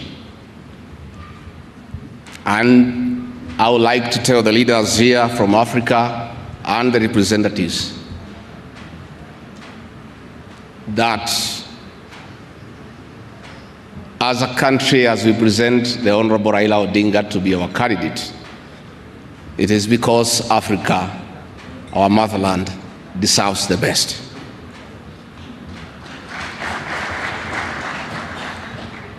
The passion and zeal of the Right Honorable Raila Odinga in Pan-Africanism is well documented. Passion knows no age, knows no limit. In the person of the Right Honorable Raila Odinga, he'll join the ranks of Jomo Kenyatta and Kwame Nkrumah in pushing the agenda for Africa. I therefore want to say, Your Excellency, the lessons of today are that Raila Odinga, the Right Honorable, is a man of great resilience, endurance, and perseverance. Today, you are going to unveil the transformation of the Right Honorable Odinga from a national leader to an African statesman. And for us in leadership, we have learned great lessons of resilience, endurance, and perseverance. Somebody may ask, why is Rigathi Gachagua, who has before had issues with the leadership of Raila Odinga? As a truthful man, I had nothing against him. It's only that we were competing for the same position between him and my boss. Now that he is going for a bigger seat in Africa, all of us, from the president, I, and the rest of Kenya, are behind him. And the Right Honorable Raila Odinga,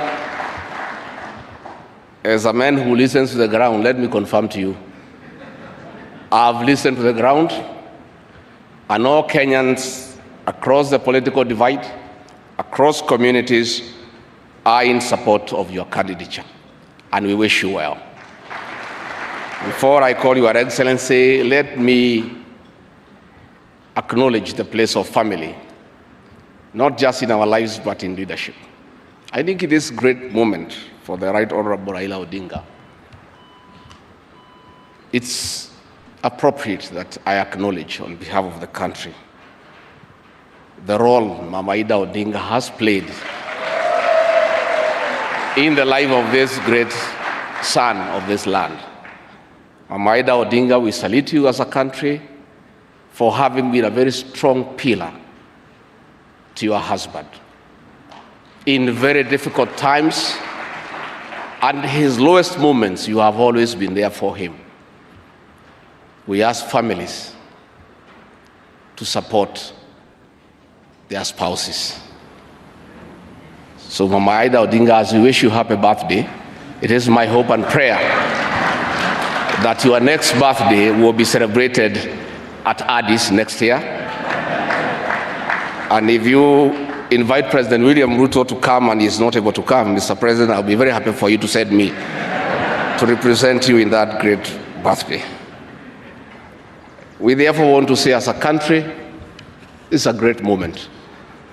And Right Honorable Odinga, I have noted with a lot of appreciation, my wife, Pastor Dorcas, who is a very prayerful woman, has been praying for me and the President daily.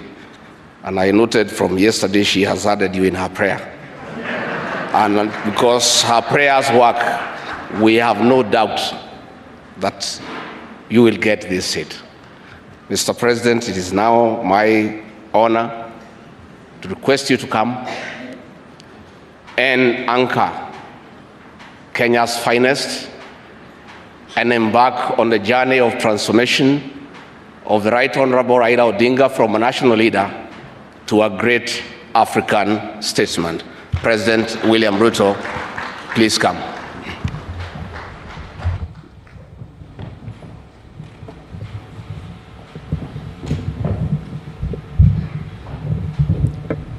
Thank you very much. Please, let's take our seats. Your Excellency, Yoweri Kaguta Museveni, President of the Great Republic of Uganda, Your Excellency, our Chair of the East African Community, Salva Kiir Mayardit, President of South Sudan, Your Excellency, my elder sister Samia Suluhu Hassan, President of the United Republic of Tanzania, Your Excellency, Lieutenant General Gavis Ndirakubosha, the Prime Minister of the Republic of Burundi, Your Excellency Jakaya Kikwete, former President of the United Republic of Tanzania, Your Excellency Baba Olusegun Obasanjo, former President of the Republic of Nigeria, Your Excellency retired General James Kabarebe, Minister for State for Foreign Affairs of the Republic of Rwanda, ambassadors, high commissioners, heads of delegations, distinguished guests, ladies and gentlemen. I am honored to have this opportunity to extend on behalf of the people of Kenya a warm welcome to each and every one of you, and to thank you for making time out of your busy schedules to attend this historic event. We do not take it for granted that you found time to come. On the contrary, your visit honors our nation greatly. It is therefore an immense privilege to host all of you as we assemble in Nairobi to announce Kenya's nomination of the Right Honorable Raila Amolo Odinga as candidate for the position of chairperson of the Africa Union Commission. Your Excellencies, our meeting today underscores our shared commitment to regional solidarity and integration in East Africa, and our determination to mobilize effective collective action for the benefit of the citizens of our countries and the entire African continent. Our East African region, which is home to more than 500 million people, rightly considers this moment to be its turn to offer leadership on the basis of the principle of inter-regional rotation. I am encouraged by the fact that more than ever, our region's leadership is alive to the complexity and dynamism of the challenges which form the regional and broader international context of our Pan-African moment. These challenges range from political instability and associated governance issues, conflict and insecurity together with related humanitarian tragedies, cross-border and international crime, including various forms of illegal trafficking in drugs, arms, and persons. Others include climate change, whose effects have trapped many countries in the difficult place between extreme drought on one hand and devastating floods on another. Equally encouraging is our firm shared understanding that this context is incomplete if we do not pay attention to the global implications of an African continent that is undeniably on the rise, powered by an unprecedented demographic dividend and equally incomparable endowment of natural resources, including critical minerals and renewable energy potential, which are vital for a future that is going to be underpinned by sustainable green growth. Our Pan-African moment, ladies and gentlemen, must be defined by the transformation of our collective capacity to solve our various crises and turn our potential into engines of sustainable growth and inclusive prosperity for present and future generations. In other words, the time has come for Africa to radically recalibrate its institutions to effectively facilitate growth and development across a broad range of spheres, thereby enlarging the field of possibilities of our nations and also our peoples. To seize this moment, we need an African Union that can coordinate, oversee, and drive important continental agenda in a manner that brings Agenda 2063 onto the fastest delivery track. This will be an AU that is empowered with adequate diplomatic, security, governance, financial, technological, and even ecological leadership, and a management capacity to steer us rapidly beyond the sustainable development goals to Africa that we all want for the benefit of every nation and every African citizen. The feeling that Africa is ripe for this historic moment of radical transformation is shared by all our people and all our friends. Nothing stops us from moving into the necessary gear to claim our destiny, and this is why institutional reforms at the African Union are fundamentally essential. This understanding of the monumental possibilities before us and the urgency of our historic moment was underscored here in Nairobi when, at the close of the inaugural Africa Climate Summit, the continent's leaders announced a new transformative agenda under the Africa Leaders Nairobi Declaration on Climate Change and call to action. Among many significant pronouncements, the Nairobi Declaration emphasized the imperative of just, inclusive, equitable, and fair multilateral institutional architecture as a fundamental prerequisite for us to transform our immense potential into inclusive opportunities and sustainable prosperity for all of us. Fellow African leaders agreed at the summit that this would be by enabling our continent to industrialize for the world while also decarbonizing it using our abundant human, mineral, energy, and natural resources.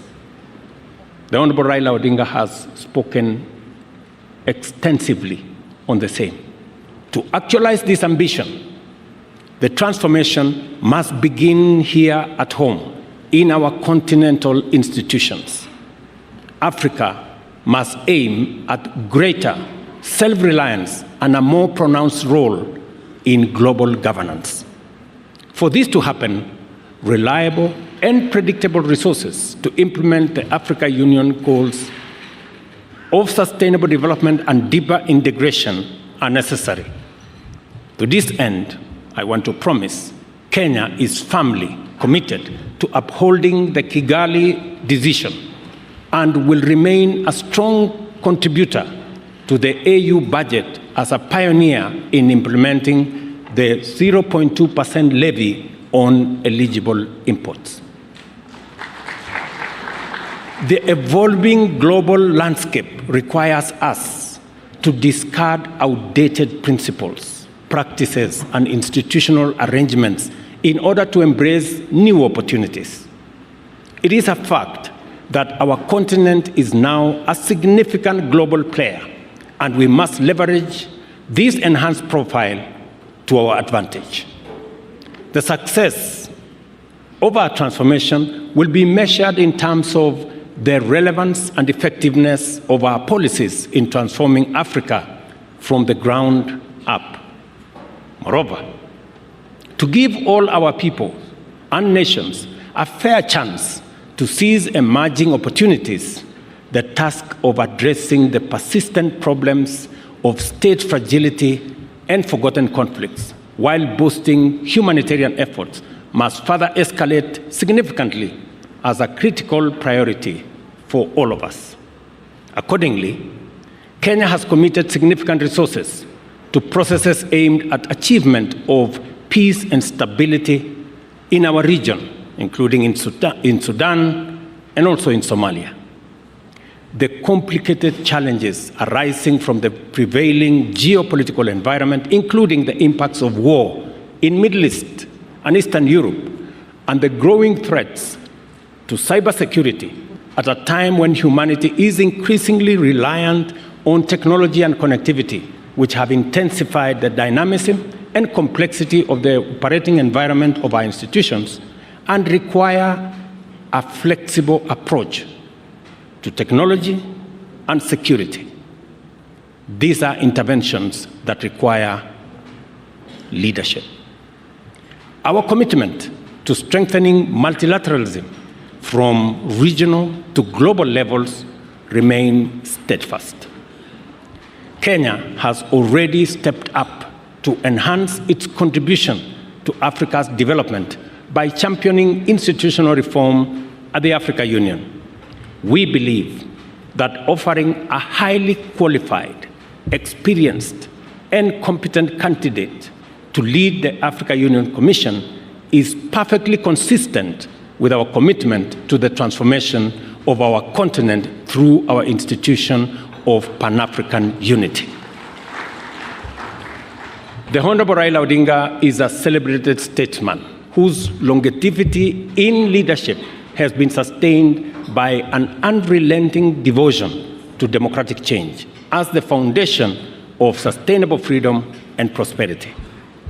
Kenya has benefited from progress both on the broad stage of national governance as well as the evolution of specific sectors that are attributable to reforms championed by the Patriotic League of indomitable visionaries, among them the Honorable Raila Odinga.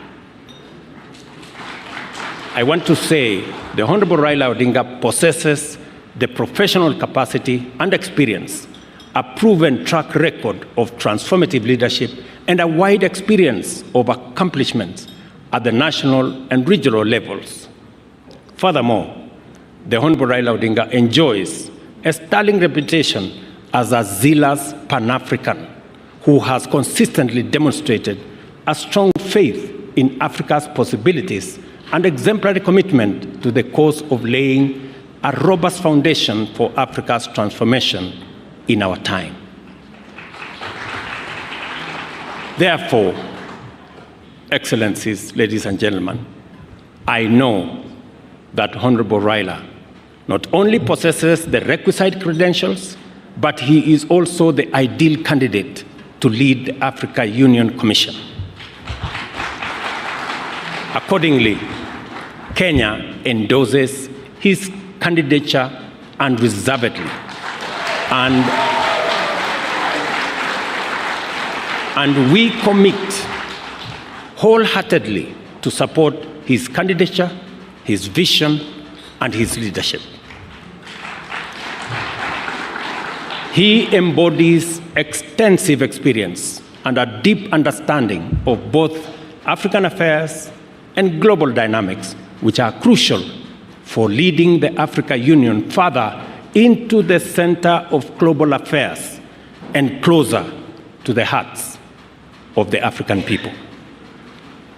Excellencies, I present to you a visionary Pan-African, a bold and wise leader, a professional and technocrat, as well as a towering statesman, and a veteran mobilizer for positive change.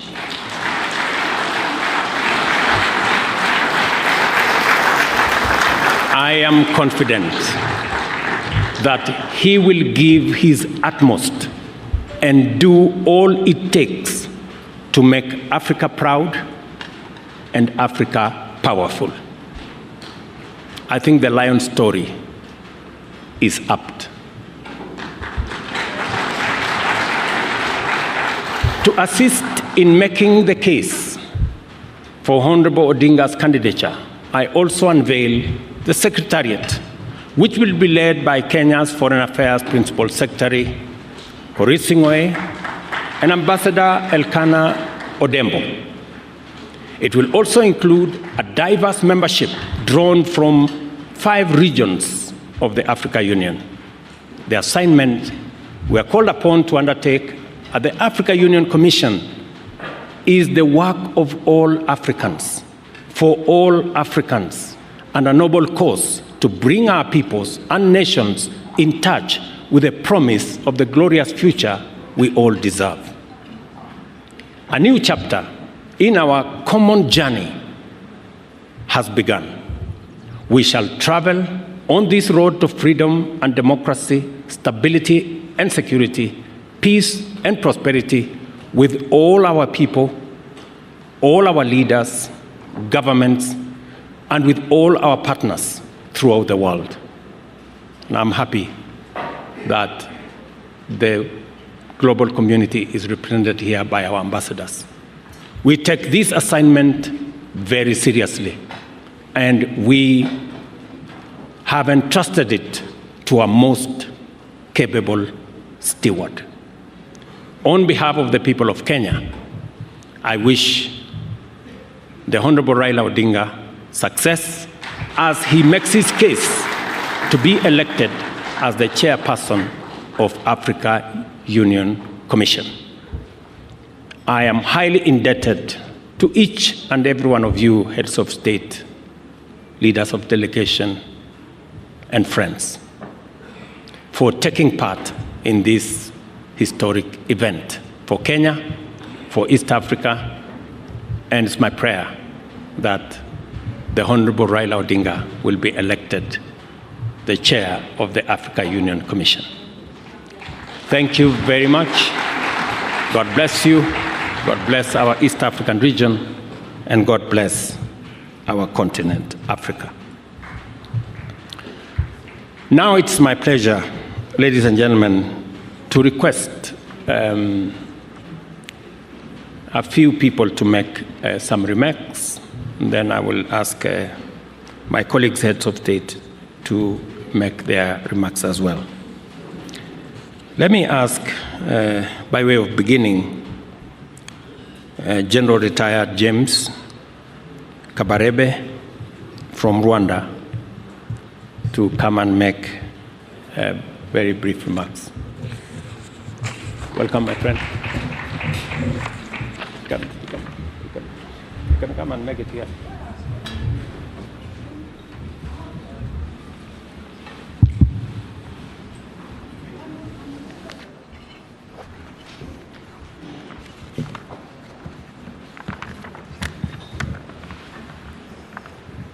Your Excellency President William Ruto, the President of the Republic of Kenya, Excellencies, Heads of State and Government, distinguished guests, ladies and gentlemen, I am honored on behalf of Rwanda, representing President Kagame, to be here today in Nairobi to witness the official launch of Honorable Raila Odinga's campaign for the chairmanship of the African Union Commission. My sincere thanks to His Excellency President William Ruto for inviting Rwanda to witness this gracious occasion. As we gather here today, it is essential to reflect on the significance of the African Union Commission. The African Union Commission is the engine of our collective efforts to drive Africa towards unity, peace, and prosperity. The chairperson of this vital body must be somebody with a deep understanding of the complexities of our continent and the ability to steer us through the challenges we face in the 21st century. Today, we stand at a pivotal moment in Africa's journey towards greater unity, prosperity, and global footprint. It is therefore with immense pride and confidence that we gather here to launch the campaign of a leader whose name is synonymous with the relentless pursuit of democracy, development, and the African spirit, that is Raila Odinga. Honorable Raila Odinga is a name that resonates not only within Kenya, but across the African continent. His contributions to the struggle for democracy, good governance, the development in Kenya are well known, and his influence extends far beyond his country's borders. Honorable Raila has demonstrated time and again that he possesses the wisdom, experience, the leadership necessary to bring about the transformation that Africa needs. His commitment to the African cause, his relentless pursuit of justice, and his deep sense of responsibility to the people make him an ideal candidate for this role. As we launch this campaign, I call upon all African leaders and the citizens to support a candidate whose Pan-African credentials are not in doubt, and ensure that the African Union Commission is led by someone who is champion of the interests of all Africans to foster unity and to work tirelessly to achieve the goals we have set for ourselves as a continent. Africa deserves a leader who can bridge divides, foster cooperation, and ensure that the African Union remains a strong and united force on the global stage. Raila Odinga has demonstrated time and again that he is capable of bringing people together, of driving forward the agenda of development, and of standing firm in the face of adversity. His leadership is what Africa needs at this critical time. Let us show the world that Africa is ready to take its destiny into its own hands, to speak with one voice, and to work together for a betterment of all our people. By electing Honorable Raila Odinga as chairman of the African Union Commission, we will be making a powerful statement about our commitment to a stronger, more cohesive, and more prosperous Africa. Together, we can make African Union stronger, more united, more responsive to the needs of our people. In conclusion, let us remember that the success of this campaign is not just for Honorable Raila's success, it's Africa's success. It is the success of every African who dreams for a better future, of a continent that is united in purpose and strong in its resolve. Thank you so much, and may God bless Africa.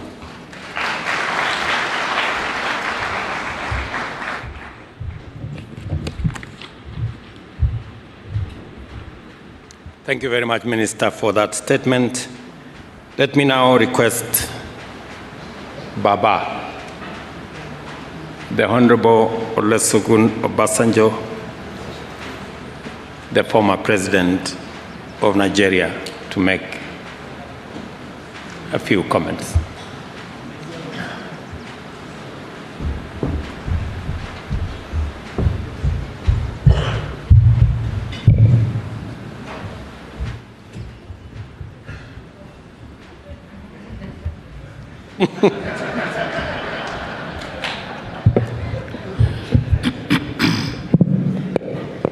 I am not as short as you think I am.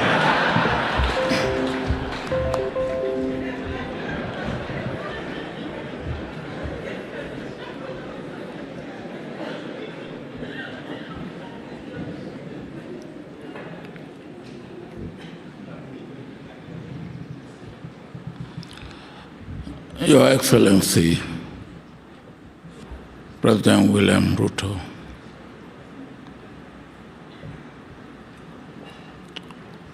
the President of the Republic of Kenya, Your Excellency, President Museveni, the doyen of East Africa, and the President of Republic of Uganda. My sister, Your Excellency, the President of Tanzania, Madam Samia Suluhu Hassan, Your Excellency, President Salva Kiir, the Chair of East African Community, and the President of South Sudan.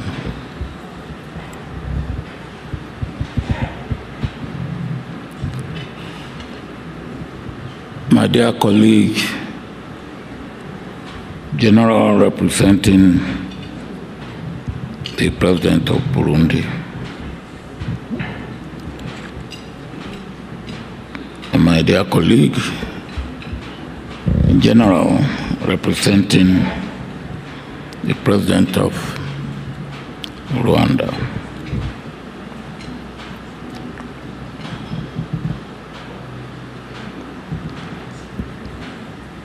Prime Minister Raila Odinga, my friend, my brother, and my dear sister, Mrs. Odinga.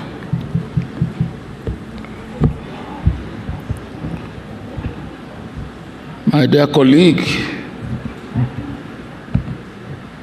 President Kikwete, when you came in this morning, you wanted to sit where there was a flag. And I said to you, you and I are now men without flag.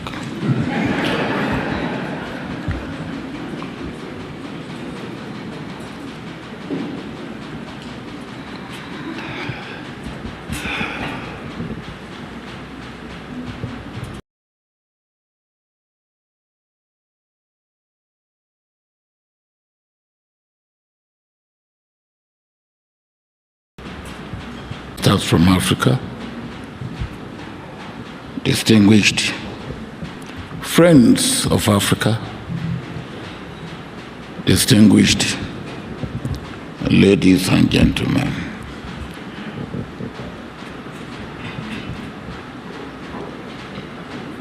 President Ruto, I want to thank you and salute you, because what we are doing today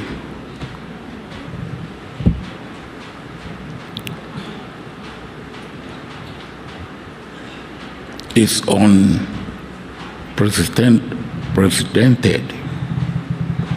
We've never had occasion like this, where we had a candidate, and the candidate is giving so much support at home, like you have given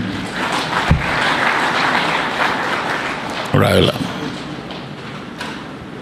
And not only that, not just making him a candidate of Kenya, but a candidate of East African Community.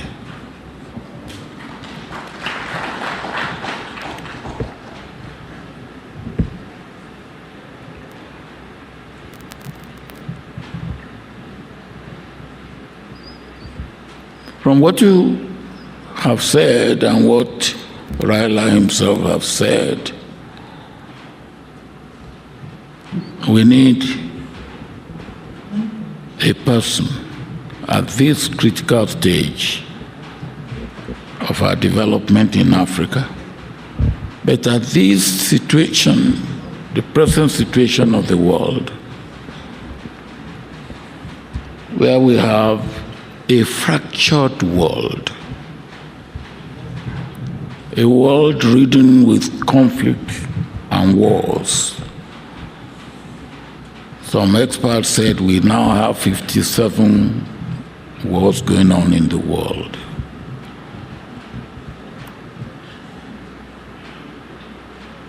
A situation where war is going on in Europe, and we are suffering from hunger in Africa.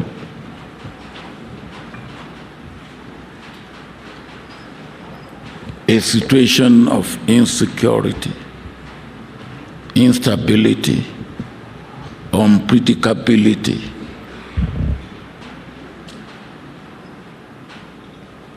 And instead of common security and shared responsibility and shared prosperity, we are wallowing in poverty. And we cannot get out of this unless we put our house in order and we do what we have to do individually, as countries in Africa, and collectively as a continent.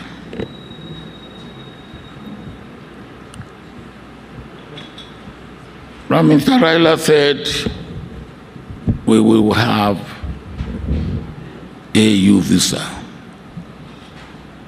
I'm waiting for it. And I will never stop asking you for it when you get there.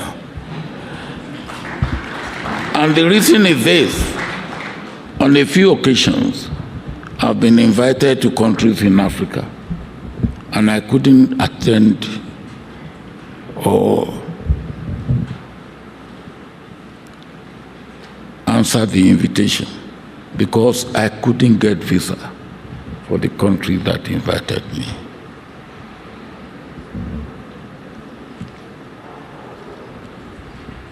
And as you rightly said, 35 visas to go through Africa. And some of these visas, it takes weeks before you get them.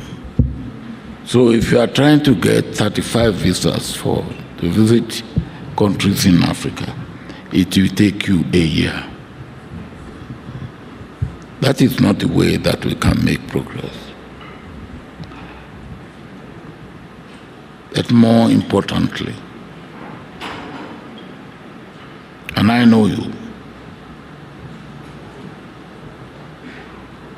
all that President Ruto has said about you, I will only put it in one word or describe or add to it in one word, just to say, I concur.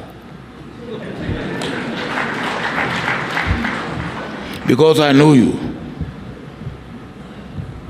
And as I said yesterday, knowing you has been a blessing. And I don't know whether I should also say the other part of it here. Because by knowing you as far back as the beginning of 1990s, you made me to come here in 1995 to go to Kisumu where we were yesterday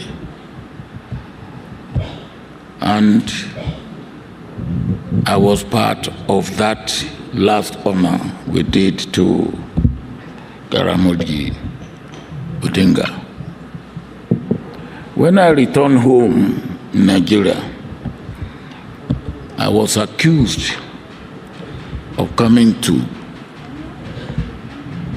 Kenya to join the opposition to topple the government of Kenya. And I was also accused of planning coup in Nigeria that landed me in prison. So your invitation for me to come to Kenya in 1995, am I not keeping my mouth shut when I got back home, landed me in jail. So knowing you have been a blessing, because if I haven't gone to jail, maybe I wouldn't have become president of Nigeria.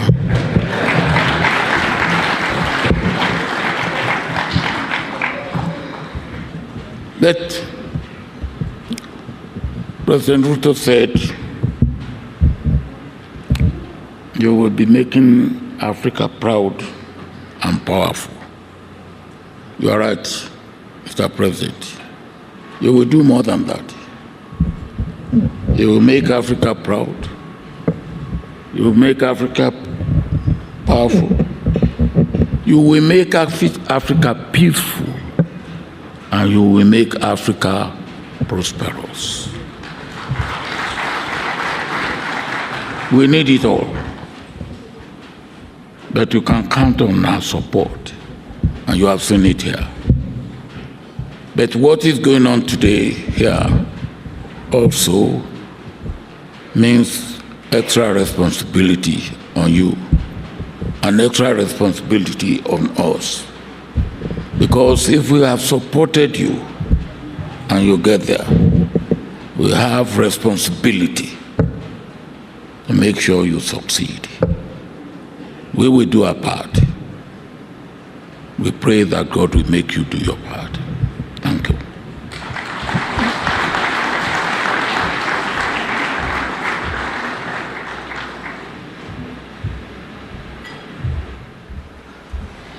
Thank you very much, Baba. Let me, because you concurred with me, let me also concur with you. And that you have put it better than I did. And my good friend, the Honorable Raila Odinga, now the phrase is, you make Africa proud, powerful, peaceful, and prosperous, as Baba has put it. Let me also, I don't want my brother, my senior brother, Jakaya Kikwete, in trouble. When he walked into the room, he didn't want to sit where the flag was. In fact, he is the one who said, where do I sit? There are so many flags here. And he sat where there was no flag. But when I tried to ask him, so how is Tanzania? He told me I'm not the right person to answer that question. Wait for the person who is coming to sit next to this flag. She will tell you how Tanzania is.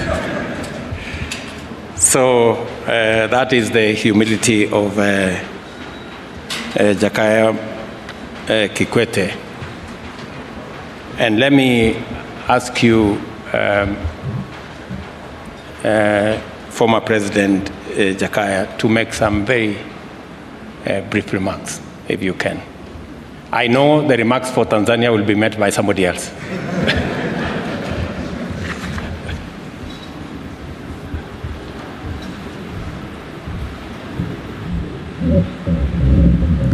Your Excellency President William Samoei Ruto, President of the Republic of Kenya, Excellencies, Heads of State and Government present, my senior brother Raila Odinga, and your beautiful wife.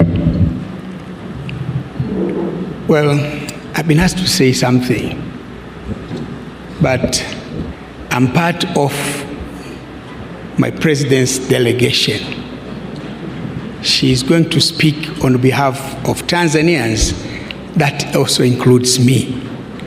So all that I can say today is thank you for the invitation. I felt greatly honored, but more importantly, congratulations, my dear brother Raila, for being nominated by your country, by your president, supporting your candidature. All I can say is I wish you the very best, and I'm sure if you get that position, Africa will get the best. With those many words, thank you.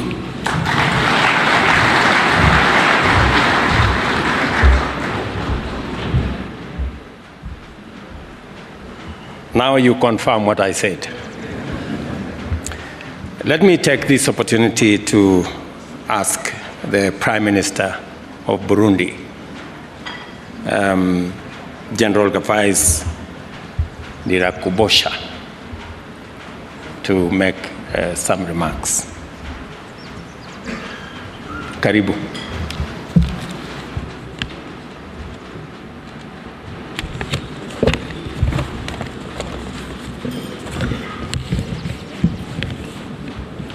I'm very sorry because I wanted to speak in French. You can speak in that translation.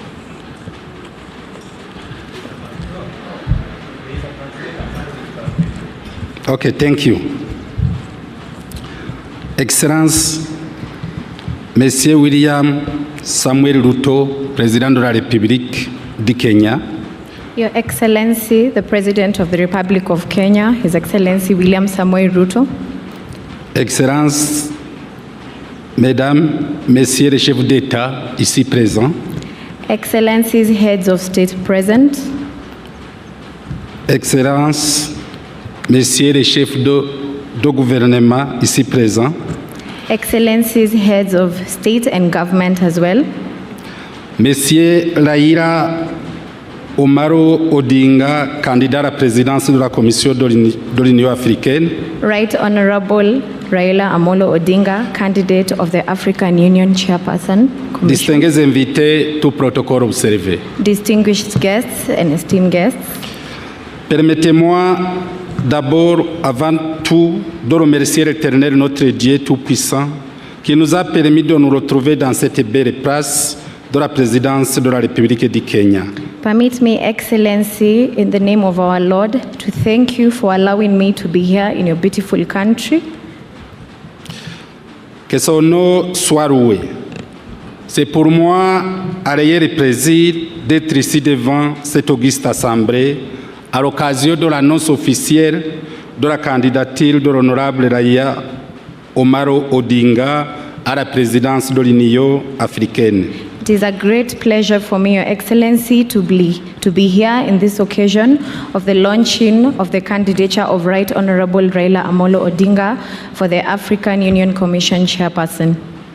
Je salue également l'accueil et l'hospitalité qui ont été réservés à la délégation burundaise. I also thank you, Your Excellency, for the warm welcome and hospitality that I have received, as well as my Burundian delegation. Au nom de son Excellence le Président de la République du Burundi, que je représente dans ces cérémonies et à mon nom propre, je remercie son Excellence William Samuel Ruto, Président de la République du Kenya, pour l'invitation qui a été réservée à notre pays. In the name of His Excellency, the President of the Republic of Burundi, who I represent today in this ceremony, and on my own behalf, I would like to thank His Excellency President William Samuel Ruto, President of the Republic of Kenya, for this invitation that was accorded to my country. Excellence, Monsieur le Président, le peuple burundais et Kenya sont des peuples frères. Nous avons des relations de fraternité et de coopération de longue date. Your Excellency, Mr. President, the Burundi of fraternal and cooperation. Le Burundi ne peut rester insensible quant à l'invitation en provenance d'un pays frère comme le Kenya. Burundi could not resist this invitation in the name of our brother Kenya. C'est cette raison que suite au conflit d'agenda, que le chef de l'État burundais, qui avait voulu prendre part personnellement à ces événements, m'a envoyé pour le représenter, transmettre ses salutations les plus cordiales et chaleureuses à vos excellences, Monsieur le Président de la République du Kenya, et à tout le peuple kenyan. And it is for this exact reason, Your Excellency, that the head of state of Burundi sent me personally to convey his greetings, his warm salutations to Your Excellency the President and to the entire Republic of Kenya. Depuis très longtemps, nos ancêtres, je suis sûr et certain que nos populations faisaient des échanges avec des mouvements de va-et-vient de part et d'autre. C'est-à-dire que les Burundais allaient au Kenya et les Kenyans visitaient le Burundi depuis très longue date. Our long-time relations, Your Excellency, have enabled our populations and our people to have certain exchanges, movement from one country to another, and it is for that reason that Burundians visit Kenya and Kenyans visit Burundi as well. Aujourd'hui, ces relations se sont fortement renforcées avec l'élimination de certaines barrières et l'ouverture régionale. Nos deux pays sont des partenaires fiables dans beaucoup de domaines de la vie et ont signé beaucoup d'accords de coopération et nous sommes liés par un destin commun au sein de la très prestigieuse communauté des pays de l'Afrique de l'Est. Today, Your Excellency, our relations have been reinforced with elimination of certain barriers that have allowed our movement in the region. Our two countries have partnered in many domains and have signaled a lot of cooperation between each other, and that will give us a common destiny and a prestigious community that is of the East Africa community.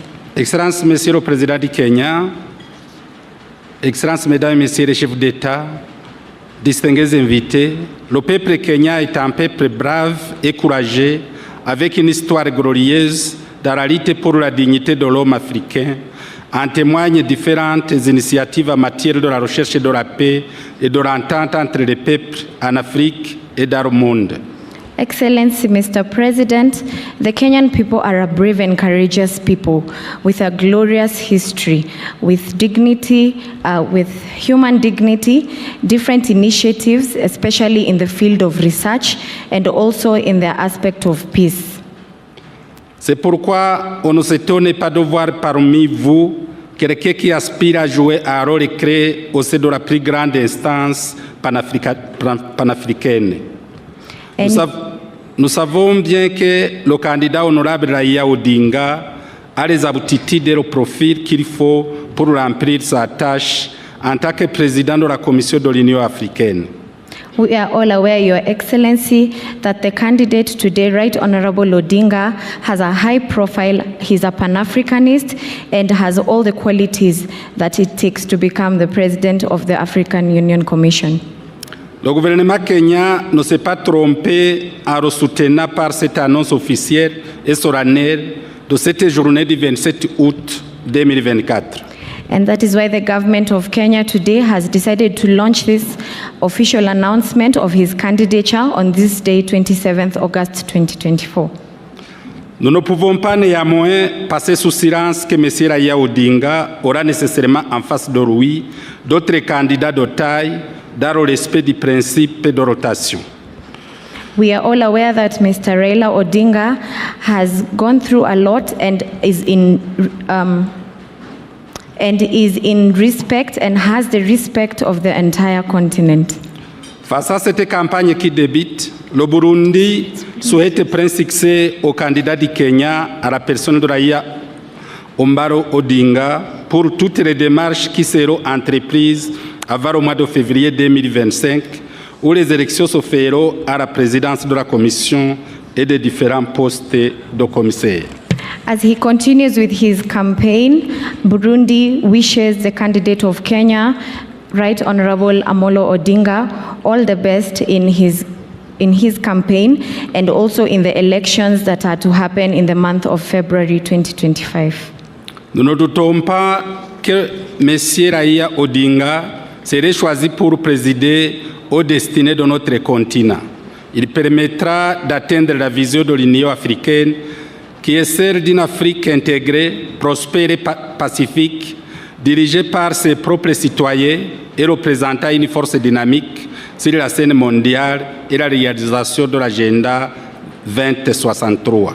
We as Burundi have no doubt that Right Honorable Raila Odinga will preside over the destiny of our continent.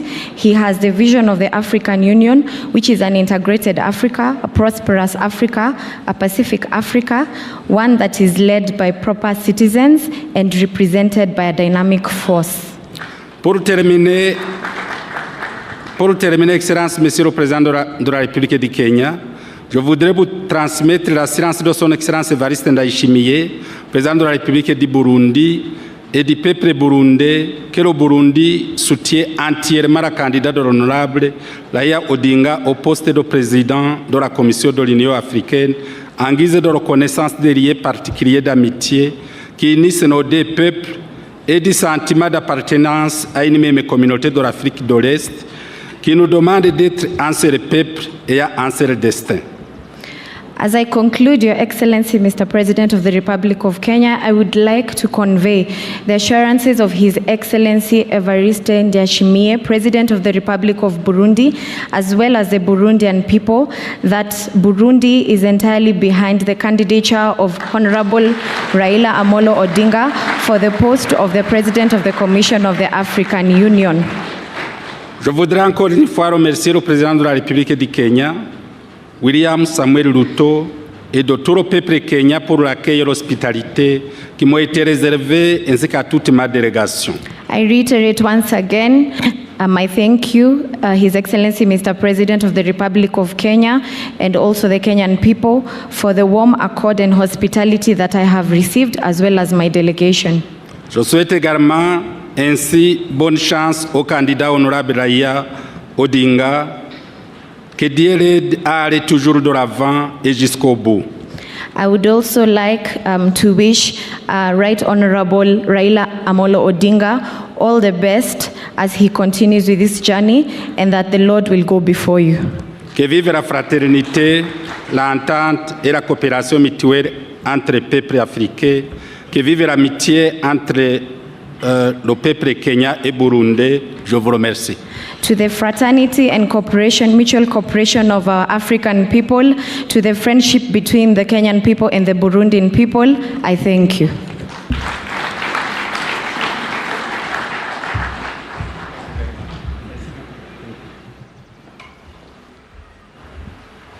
Thank you very much, Mr. Prime Minister. Let me also take this opportunity. I had sent an invitation to the President of Somalia, and he had confirmed, but yesterday he made a call to me that because of issues that went beyond his control, he didn't manage to come today, but he sends his apologies. Let me take this opportunity now to invite my elder sister, President Samia Suluhu Hassan, President of the Republic of Tanzania, our neighbors. Karibu sana, Mheshimiwa.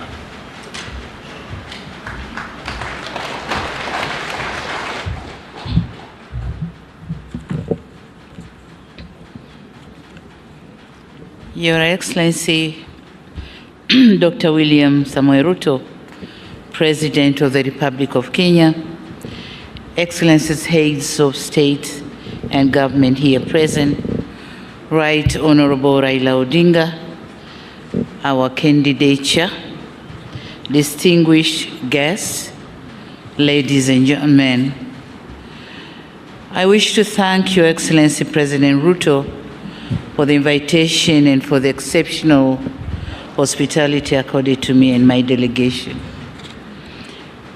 As you may know, back in Tanzania, they fondly refer to me as Mama. So it gives me I had the pleasure to be at this event in support of the great statesman of Kenya, fondly referred as Baba, who is my kaka. Excellencies, when we were establishing the African Union in 2002, Africa recalled the heroic struggle waged by its people and respective countries for political independence, human dignity, and economic emancipation. This collective recollection of the sacrifices by our forefathers remains the bedrock of which rests our shared ambition of the African Union. It is heartening to see the progress made by the AU since then, including advances in implementing Agenda 2063, rolling out of the African Continental Free Trade Area to enhance intra-African trade, and our Union's achievement of G20 membership, marking a significant step in Africa's global representation. Excellencies, despite the progress made, it is incumbent upon us to ensure that the AU remains firmly united and able to meet the noble goals we have set. In doing so, a number of aspects must be addressed. Topmost is completing the institutional reforms aimed at enhancing accountability. Related to this is strengthening the Union's capacity to silence the guns on our continent. In the same vein, the AU needs to drive Africa's development agenda by ensuring realization of its infrastructure development plans and connectivity. Globally, we must ensure that our voice, Africa's voice, heard loud and clear in global conversations. From climate change to a just energy transition, from development cooperation to fair trade, and from development of international law on artificial intelligence to global governance. It is with all this in mind that the government of the United Republic of Tanzania endorses the candidature of Right Honorable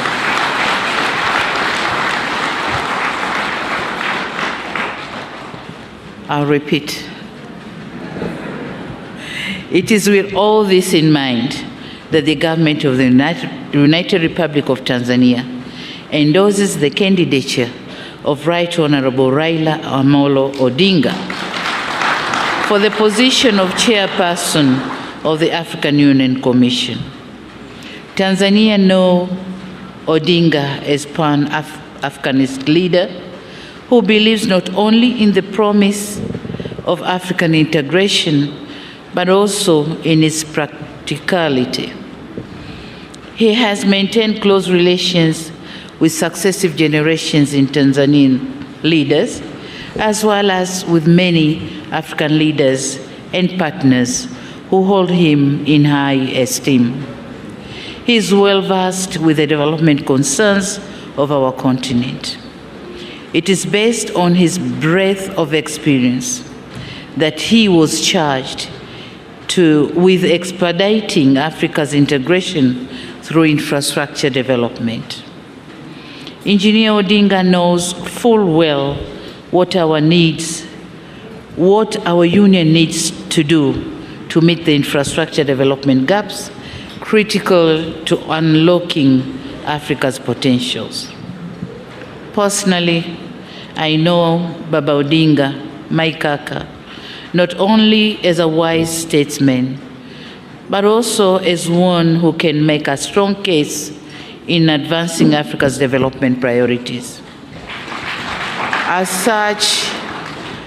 such, we firmly believe that he has what it takes to transform the vision of the Assembly into tangible outcomes for our people. Excellencies, with Right Honorable Raila Odinga, We envision an African Union that is ever strong, that is championing Africa's socio-economic development, and that ensures Africa's voice takes center stage globally.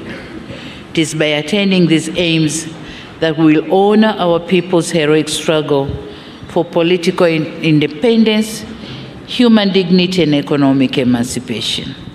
It is on this note that the United Republic of Tanzania assures the Republic of Kenya of its full support for the candidature of Right Honorable Raila Odinga for the position of African Union Commission Chairperson, and Tanzania says, Baba anatosha, achaguliwe. Asante sana.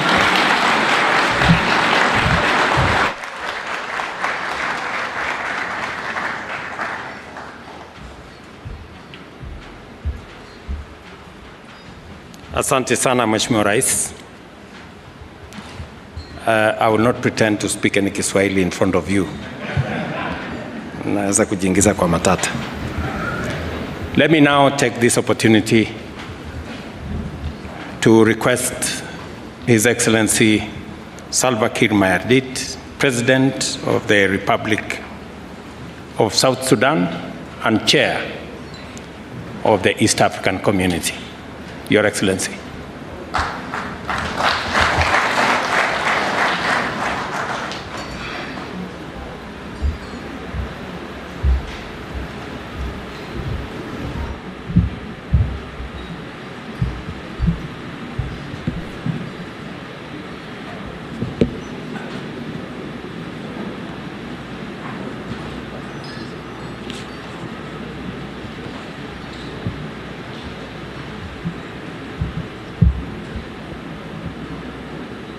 Your Excellency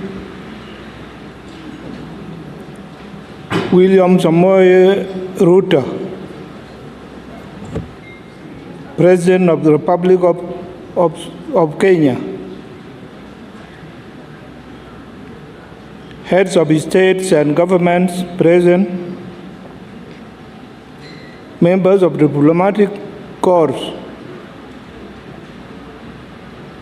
honorable members in the House, ladies and gentlemen,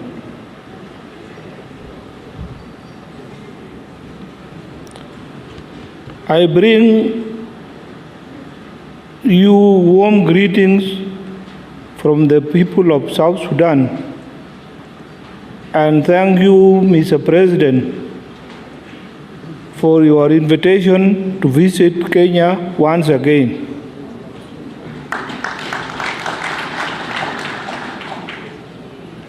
Today, we are gathered here as Pan-Africanists to endorse the candidature of Right Honorable Raila Odinga to bid for the African Union chairperson.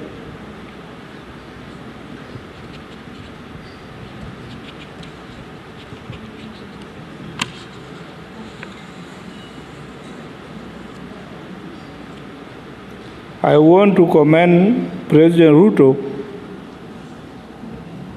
for demonstrating leadership and courage for Kenya to nominate Right Honorable Raila Odinga as the region's candidate. My presence here today is to confirm that South Sudan's endorsement of this decision is in place.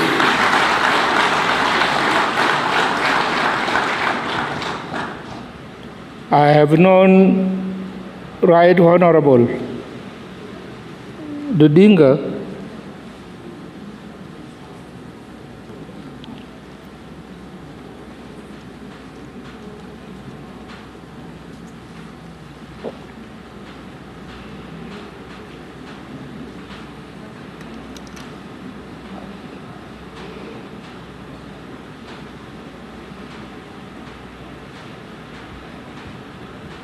I have known Right Honorable Raila Odinga for many years, and his Pan-African commitment and consistency. His consistency is admirable. His zeal and ideas for Africans' prosperity and progress would be of great value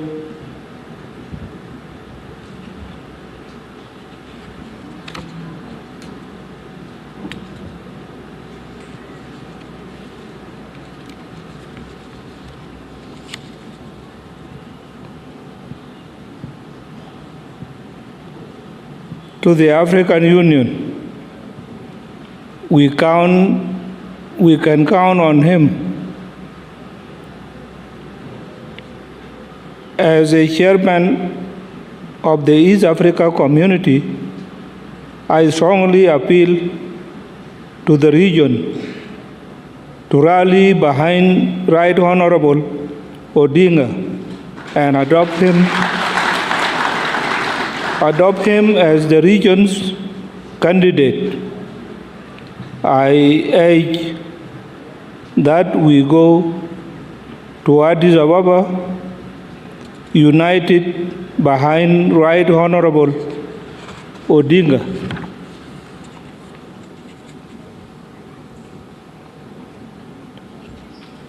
Let this campaign be region campaign. Let us talk to our friends across the continent so that Right Honorable Odinga can be the next chairperson of the African Union. I have a story to tell you, and you can take it to him. Musa Faki, the outgoing chairperson, approached me when he was about to step down and told me that I should support him.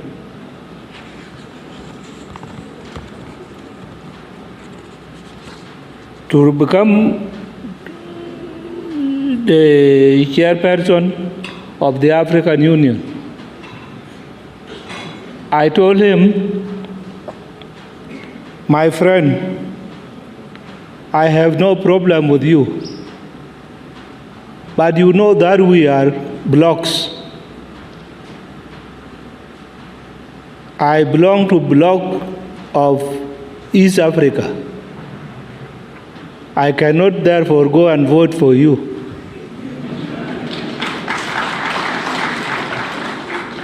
He is angry with me up to this day.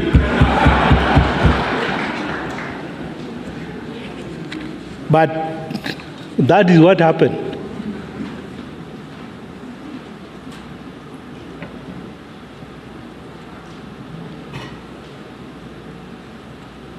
Our friends across the continent, we have to talk to so that Right Honorable Odinga become the only choice for the East Africa community. May the Almighty God grant you wisdom, courage, and good health as you preside over the affairs of our beloved continent. Your Excellency,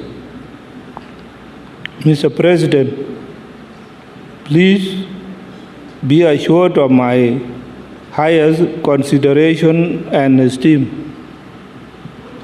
Thank you.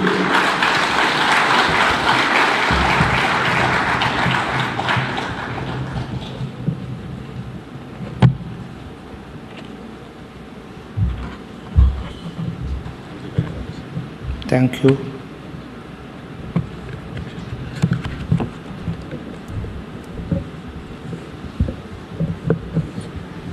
Thank you very much.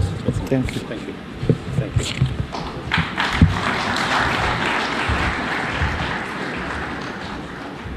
you.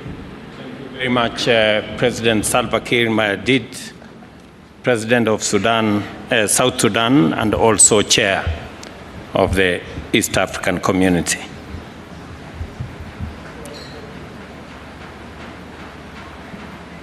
With a lot of humility, now it is my singular honor to invite the one and only Mzee in our region, President Yoweri Kaguta Museveni, President of the Republic of Uganda, and our elder and leader. Mzee, karibu.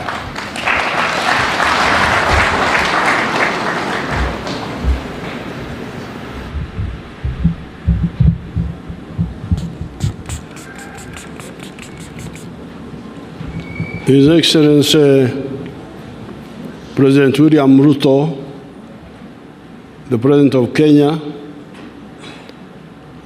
Their Excellencies, the Presidents, Heads of State and Government who are here, all the other leaders of delegations, the members of the Diplomatic Corps, and everybody who is listening. I have been actively involved in the struggles for Africa for now 64 years.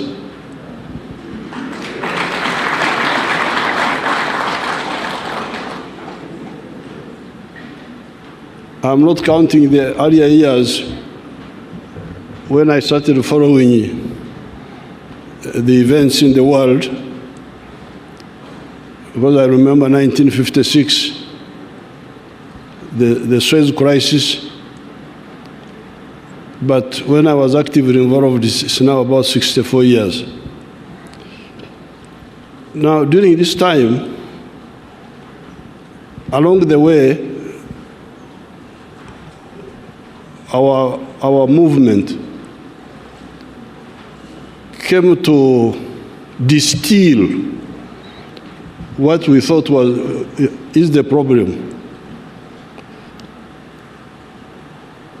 in political management.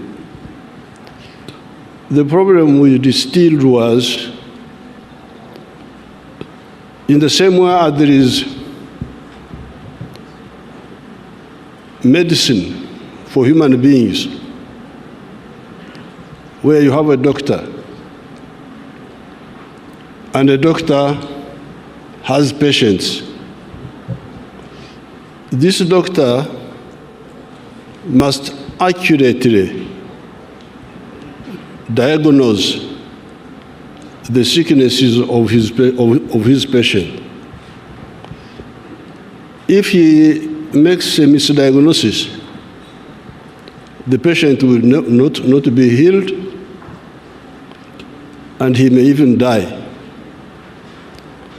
Now, in the same way, as we have diagnosis and prescription in medicine, we need socio-economic doctors. If you want to be a manager of human society, you must be careful about the socio-economic diagnosis. Because all these crises you see, they are caused by that, by misdiagnosis. Now, in the case of Africa here, by the 1960s, mid-60s, our student movement had sort of started asking the right questions. And when we looked at our society here in Africa,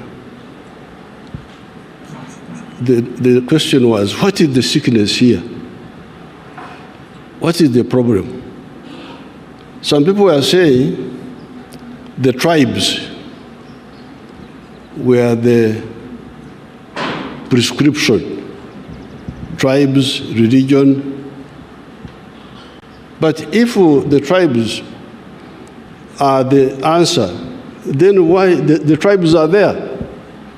The tribes are there, the clans are there.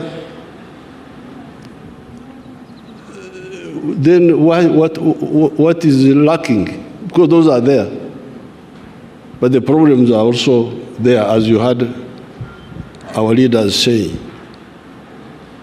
Therefore, in our humble way, we came by 1965, we had come to the conclusion that the main sickness in Africa, certainly in Uganda, was lack of prosperity. Lack of prosperity. Umasikini. That was the main deficiency, if you want to talk in medical terms, in these societies. Now, if prosperity is the main deficiency, what then is the prescription? Because when you talk about tribes, when you talk about religion, when you talk about all that, they are not answering the issue of prosperity. And they are there. They are there. So, zipo. Kwa hiyo, tunakosa nini? Kwa sababu hivi vyote vipo. Makabila yapo. Madini yapo. Gender issues, wanawake wapo. Vijana wapo. So, what is lacking? That's why we said what was lacking was prosperity. Prosperity means to have enough food, have good shelter. You can describe it. Education, health. But in order to get prosperity, if that is the main deficiency, what do we need to get it? Now, there was a lot of waste of time on the issue of how to get prosperity. Foreign aid, I don't know what. All that cannot bring prosperity, according to what we discovered. We discovered that in order to ensure prosperity, in Uganda for sure, each adult must engage in the production of a good or a service. Lazima kila mtu ajumulishe kwenye uzalishaji wa mali au huduma.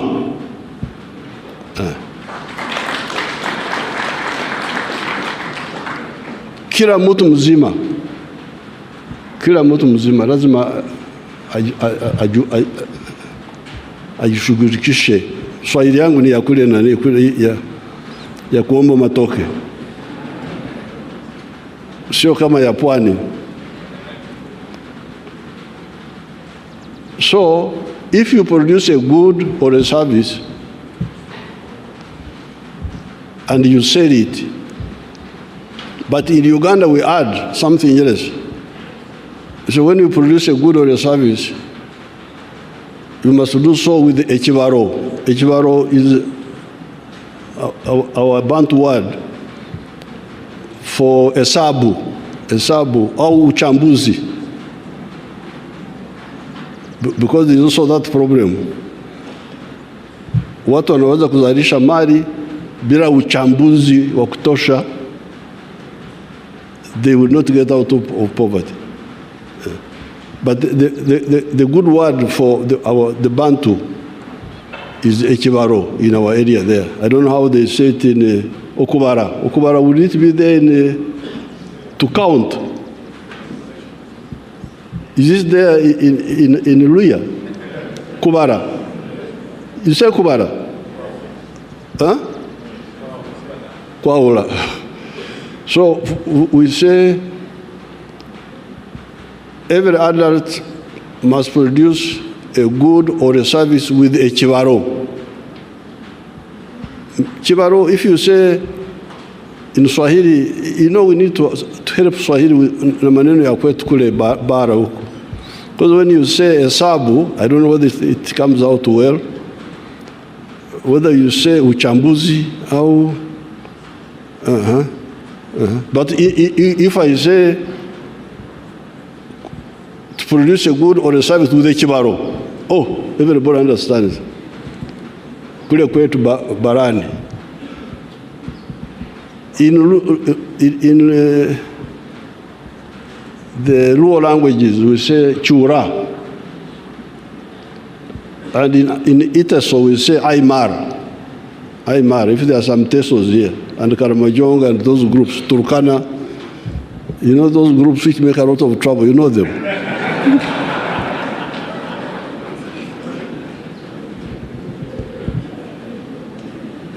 So this was our diagnosis, that if you produce a good or a service with a chibaro, continuously, you will get money and you will get out of poverty. Yeah. But then, if that is the case, who buys what you produce? Nani atanunua bidhaa hizo kwa wingi? Who buys? If you produce goods and services, who buys them? Usingizi kama watu wamelala vile vile ni vizuri. Ukiwa umelala, nyoka inaweza kuingia chumbani kwako, inakuuma, unakufa bila kujua umekufa nini. If you are asleep, it is also good, because a snake will enter your bedroom and bite you and you die peacefully without knowing. When you wake up, you start now knowing the problems. Kitu kinagonga hapa, hichi kitu gani? Ni mwizi ni nini? When you are awake, you become, you have more attention. So when the Ugandans were asleep, they had no problem. They were there with their tribalism, Kabila, Madini. And you find a big man promoting you, Kabila. They think he's a great man. Our man, our man. But when we woke them up and they start producing goods and services, then they discovered that, first of all, when you produce, like the Banyankore who produce milk, they don't sell it within Ankore. Because all the Banyankore have milk. I have milk, he has milk. So doesn't buy from me, I don't buy from him. But we speak the same language. Chemugei, Aterere. Yes, you're Aterere, but are you solving my problem? Niko na umaskini, unasaidia nini? In my tribe they say, Agandi, how are you? So, we discovered that if you produce a good or a service, people from your tribe may not be the one to buy that good or service. You may find the people in another tribe of Uganda are the ones who buy what you produce. They are the ones who have, who don't have what you have. So therefore we say, you people, you see, Uganda is more important for you than your tribes.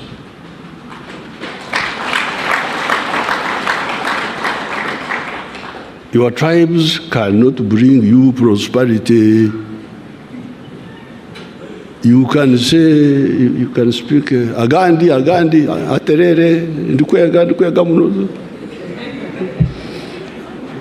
Chemge, Mulembe,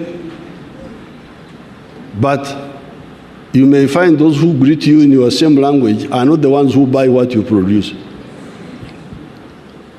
So your prosperity is more premised. In the case of Uganda, certainly, me, I'm a cattle keeper. I'm a Mnyankore. Have you ever heard of Banyankore? If you have not heard of Banyankore, this is one of them. But the Banyankore don't buy my milk, mainly because they also have milk. I have milk, they have milk. I have beef, they have beef. I have bananas, they have bananas. So the people who buy my milk are the people of Kampala, other people. So that's why in our movement, principle number one, ideological principle number one is patriotism.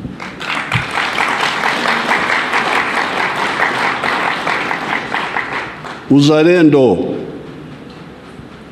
Uzalendo kwa nini? Because you need Uganda for your own good. Whether you like me or not, you need me. Because I buy what you produce. Na kuweka pesa mfukoni.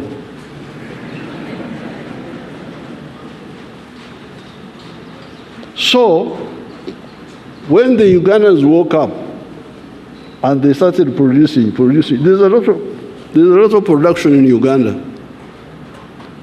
Not everything is in surplus. Hatuna ukosefu wote. Now, when they started producing a lot of milk, a lot of sugar, a lot of bananas, a lot of seme, everything, the internal market was not enough. The Ugandan market was not enough. So, where do we put the sugar? Where do we put the milk? But your leaders were telling you about the tribes. Why don't the tribes solve your problem? Makabila yameshindwa. So we said, okay, have you heard of East Africa? Have you heard of Africa? Oh yes, we have heard, but we didn't. Because they were not caring about Africa. They were not caring about East Africa. Now that they have woken up and they are part of the wealth creation, they are discovering that they need East Africa. They need Africa. Because the little prosperity we have is because when you allow us, when you buy our products, tunakwenda you. When you close us, like I have heard now, you have closed the sugar now. Please, fungwa sukari yobana. When you close the, mkitufungia mayai, eggs, maziwa, sukari, mahindi, all that blocks us. So therefore, that's where the second principle of our movement comes in. In order to ensure prosperity for Africa, you need patriotism in each country and Pan-Africanism in the whole of Africa. And so on. So therefore, leadership should be part of the socio-economic medicine to analyze what our societies lack and provide a diagnosis. Therefore, in the case of the African Union, I always see people coming, oh, I want to be this, I want to be that. But what are you going to? Now, the African Union is a crucial point because, as Right Honorable Odinga was saying, it is the one which can enable us to negotiate together, to put pressure on those other groups, Wazungu, Wahindi, wa China, wa America, to negotiate with them. And I am here to support the candidature of the Right Honorable Raila Odinga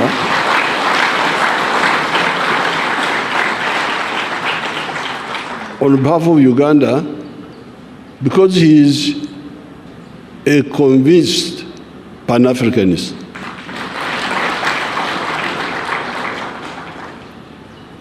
He's not just mtafuta kazi. There is a job, I apply for it. This is not career progression.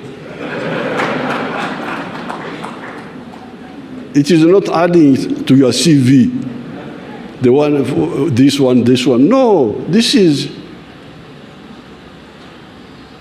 in the army, when we are doing our other little work of sorting out some issues, there is somebody who is in front of the section. We call him a pointsman, a pointsman. So we are now looking for a pointsman, the one to lead us in that big battle of prosperity. Because if you say prosperity comes from unity within each country, and then it comes from African integration, economic integration, then who is leading this? If the one who is leading is a convinced person, or anafanya kibarua tu? Because that's where the problem is. You see people are just doing things, just protocol. You go to Addis Ababa, French, madame, mademoiselle. The whole day you go to sleep. There is no conviction, no. So therefore, I'm very happy to come here to support on behalf of Uganda. Before I came, there was a young man from Djibouti. He came. The young man I normally see him that he's a minister. He came and told me that he was the one who was the candidate for Djibouti. Of course, I greeted him well. We took photographs.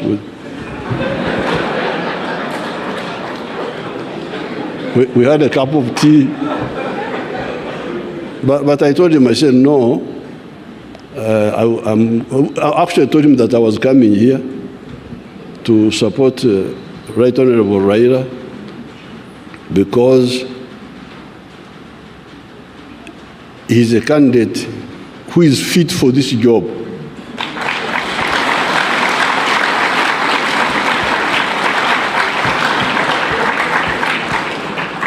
Because it is a job of vision, it is a job of conviction, it is a job of knowledge. So therefore, on top of the patriotism, you love Kenya, you love Uganda, you love Tanzania. Why? Because you need them, you individually. If you are a wealth creator, me, I'm a wealth creator. I'm not a parasite. I produce goods. Nakamua maziwa. Nyama yuko hapa. Ndizi. So, as a wealth creator, I need market. Parasites don't understand this. They don't understand what the wealth creators need. That's why they make so much for you. Because they don't understand what is involved in wealth creation and sustaining it. But as you heard His Excellency Raila saying, not only do you need the market integration on paper, but you need also the infrastructure. You need the infrastructure. But you also need the peace. You need the peace.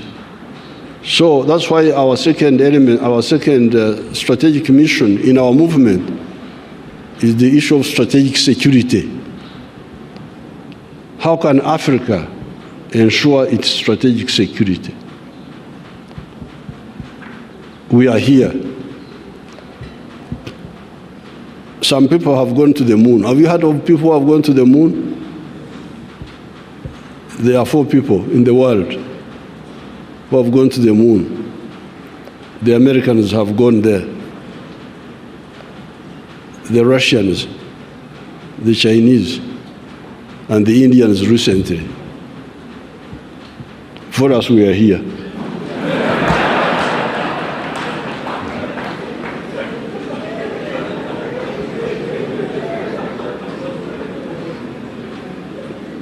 Those people are on the moon. You know, when I was fighting, I could hide in the forest. And if this is the hill, somebody on this side will not see me when I'm hiding here. But if somebody is on the moon and you are here,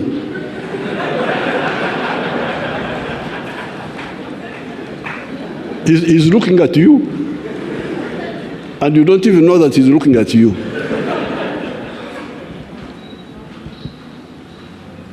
We are like ants. Hivi vidudu vinakula sukari huko hapo. Mtu anaviangalia, havijui kwamba anaviangalia.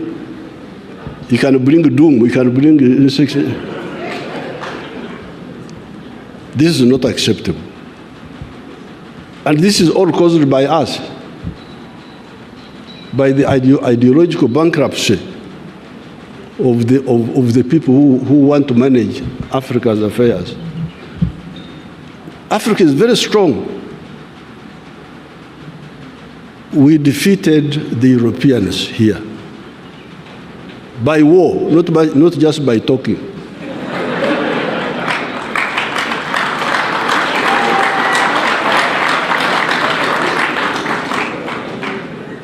The Mau Mau in Kenya here, the Algerians, Samara Machel, supported by Mwalimu and by Kaunda, defeated the Portuguese army, total defeat. In 1974, I was involved in those fights.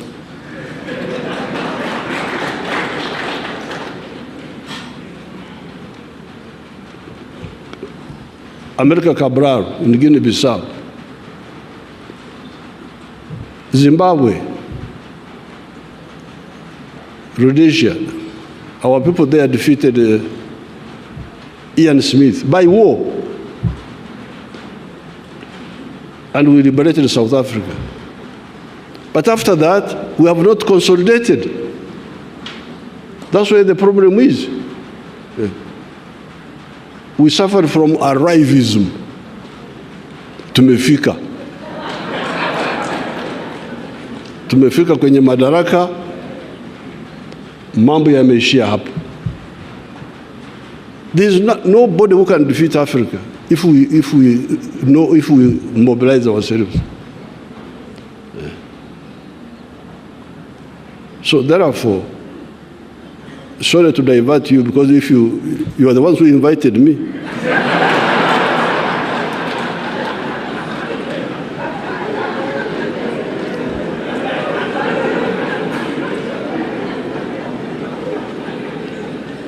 If you don't want to hear the story of my stories, don't invite me. So therefore, the support for Raila,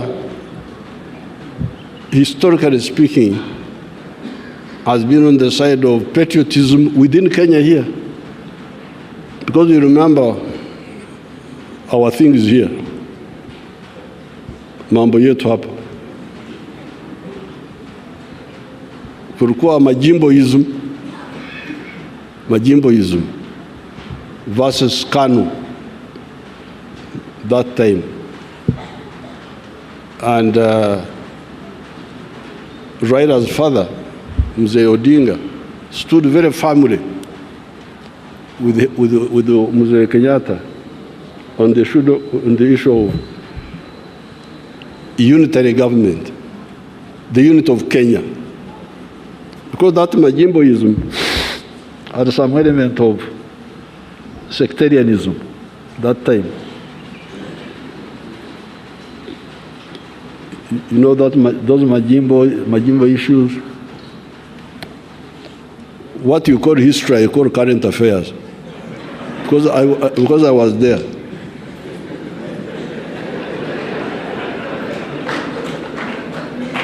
So then Pan-Africanism, Mzee Odinga, Joe Murumbi, even Tom Mboya, they all supported Pan-Africanism.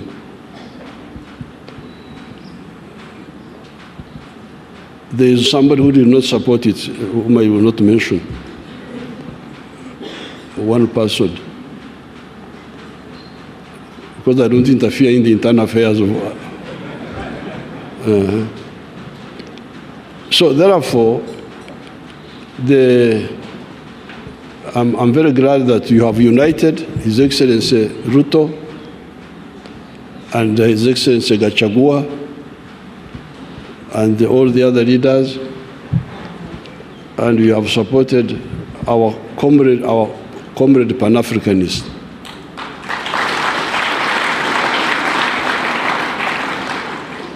There are some individuals in Raila's group who I don't think know what they are doing.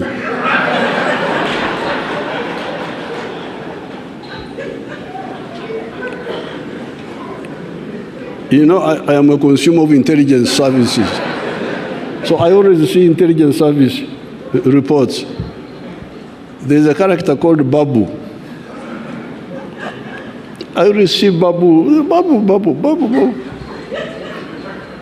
Dealing with anti-Ugandan group, anti-NRM group, seeing Ugandans. So I had never chosen him, but now I am choosing Babu. But those are individuals, they are not the Raila group, because I know Raila from the nationalist and Pan-Africanist. So, Munsamehe maneno mengi, I am here to support the candidature of Raila Odinga.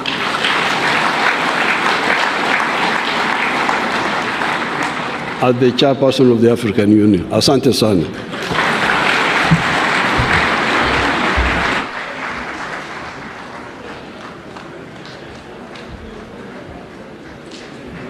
Thank you very much, Mzee. Another round of applause for all the leaders who have spoken. Let's take our seats. Thank you very much. President Museveni, our worry was not so much that you had given us a lecture.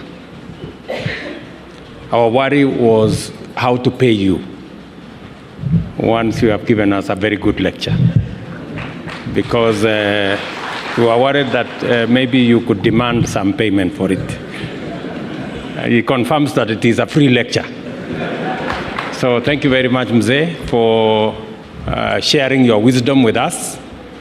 We always value your coming, and when we invite you into all the countries in our region, we always benefit from your wisdom and leadership in our region. So we really appreciate you coming, and also for your endorsement of the Honorable Raila Odinga as the candidate with the credentials to lead the Africa Union Commission. Again, let's give a round of applause for all our leaders who have spoken. Before we move to the next step, let me also inform Baba there that you are not the only one who got into trouble with being a friend of Raila Odinga. I also, once upon a time, supported Raila Odinga. And I got myself into a lot of trouble. Almost a similar trouble like yours, only that you were prosecuted in a Nigerian court. I was prosecuted in a foreign court. And that you were jailed and I escaped. That's the only difference. But the same way you subsequently became president, I also subsequently became president. So there is something there. So let me take this opportunity, ladies and gentlemen, before we move the program to the next level, let me request our second lady, Pastor Dorcas, to come forward and pray over the candidature of the Honorable Raila Odinga. Pastor Dorcas, no, thank you.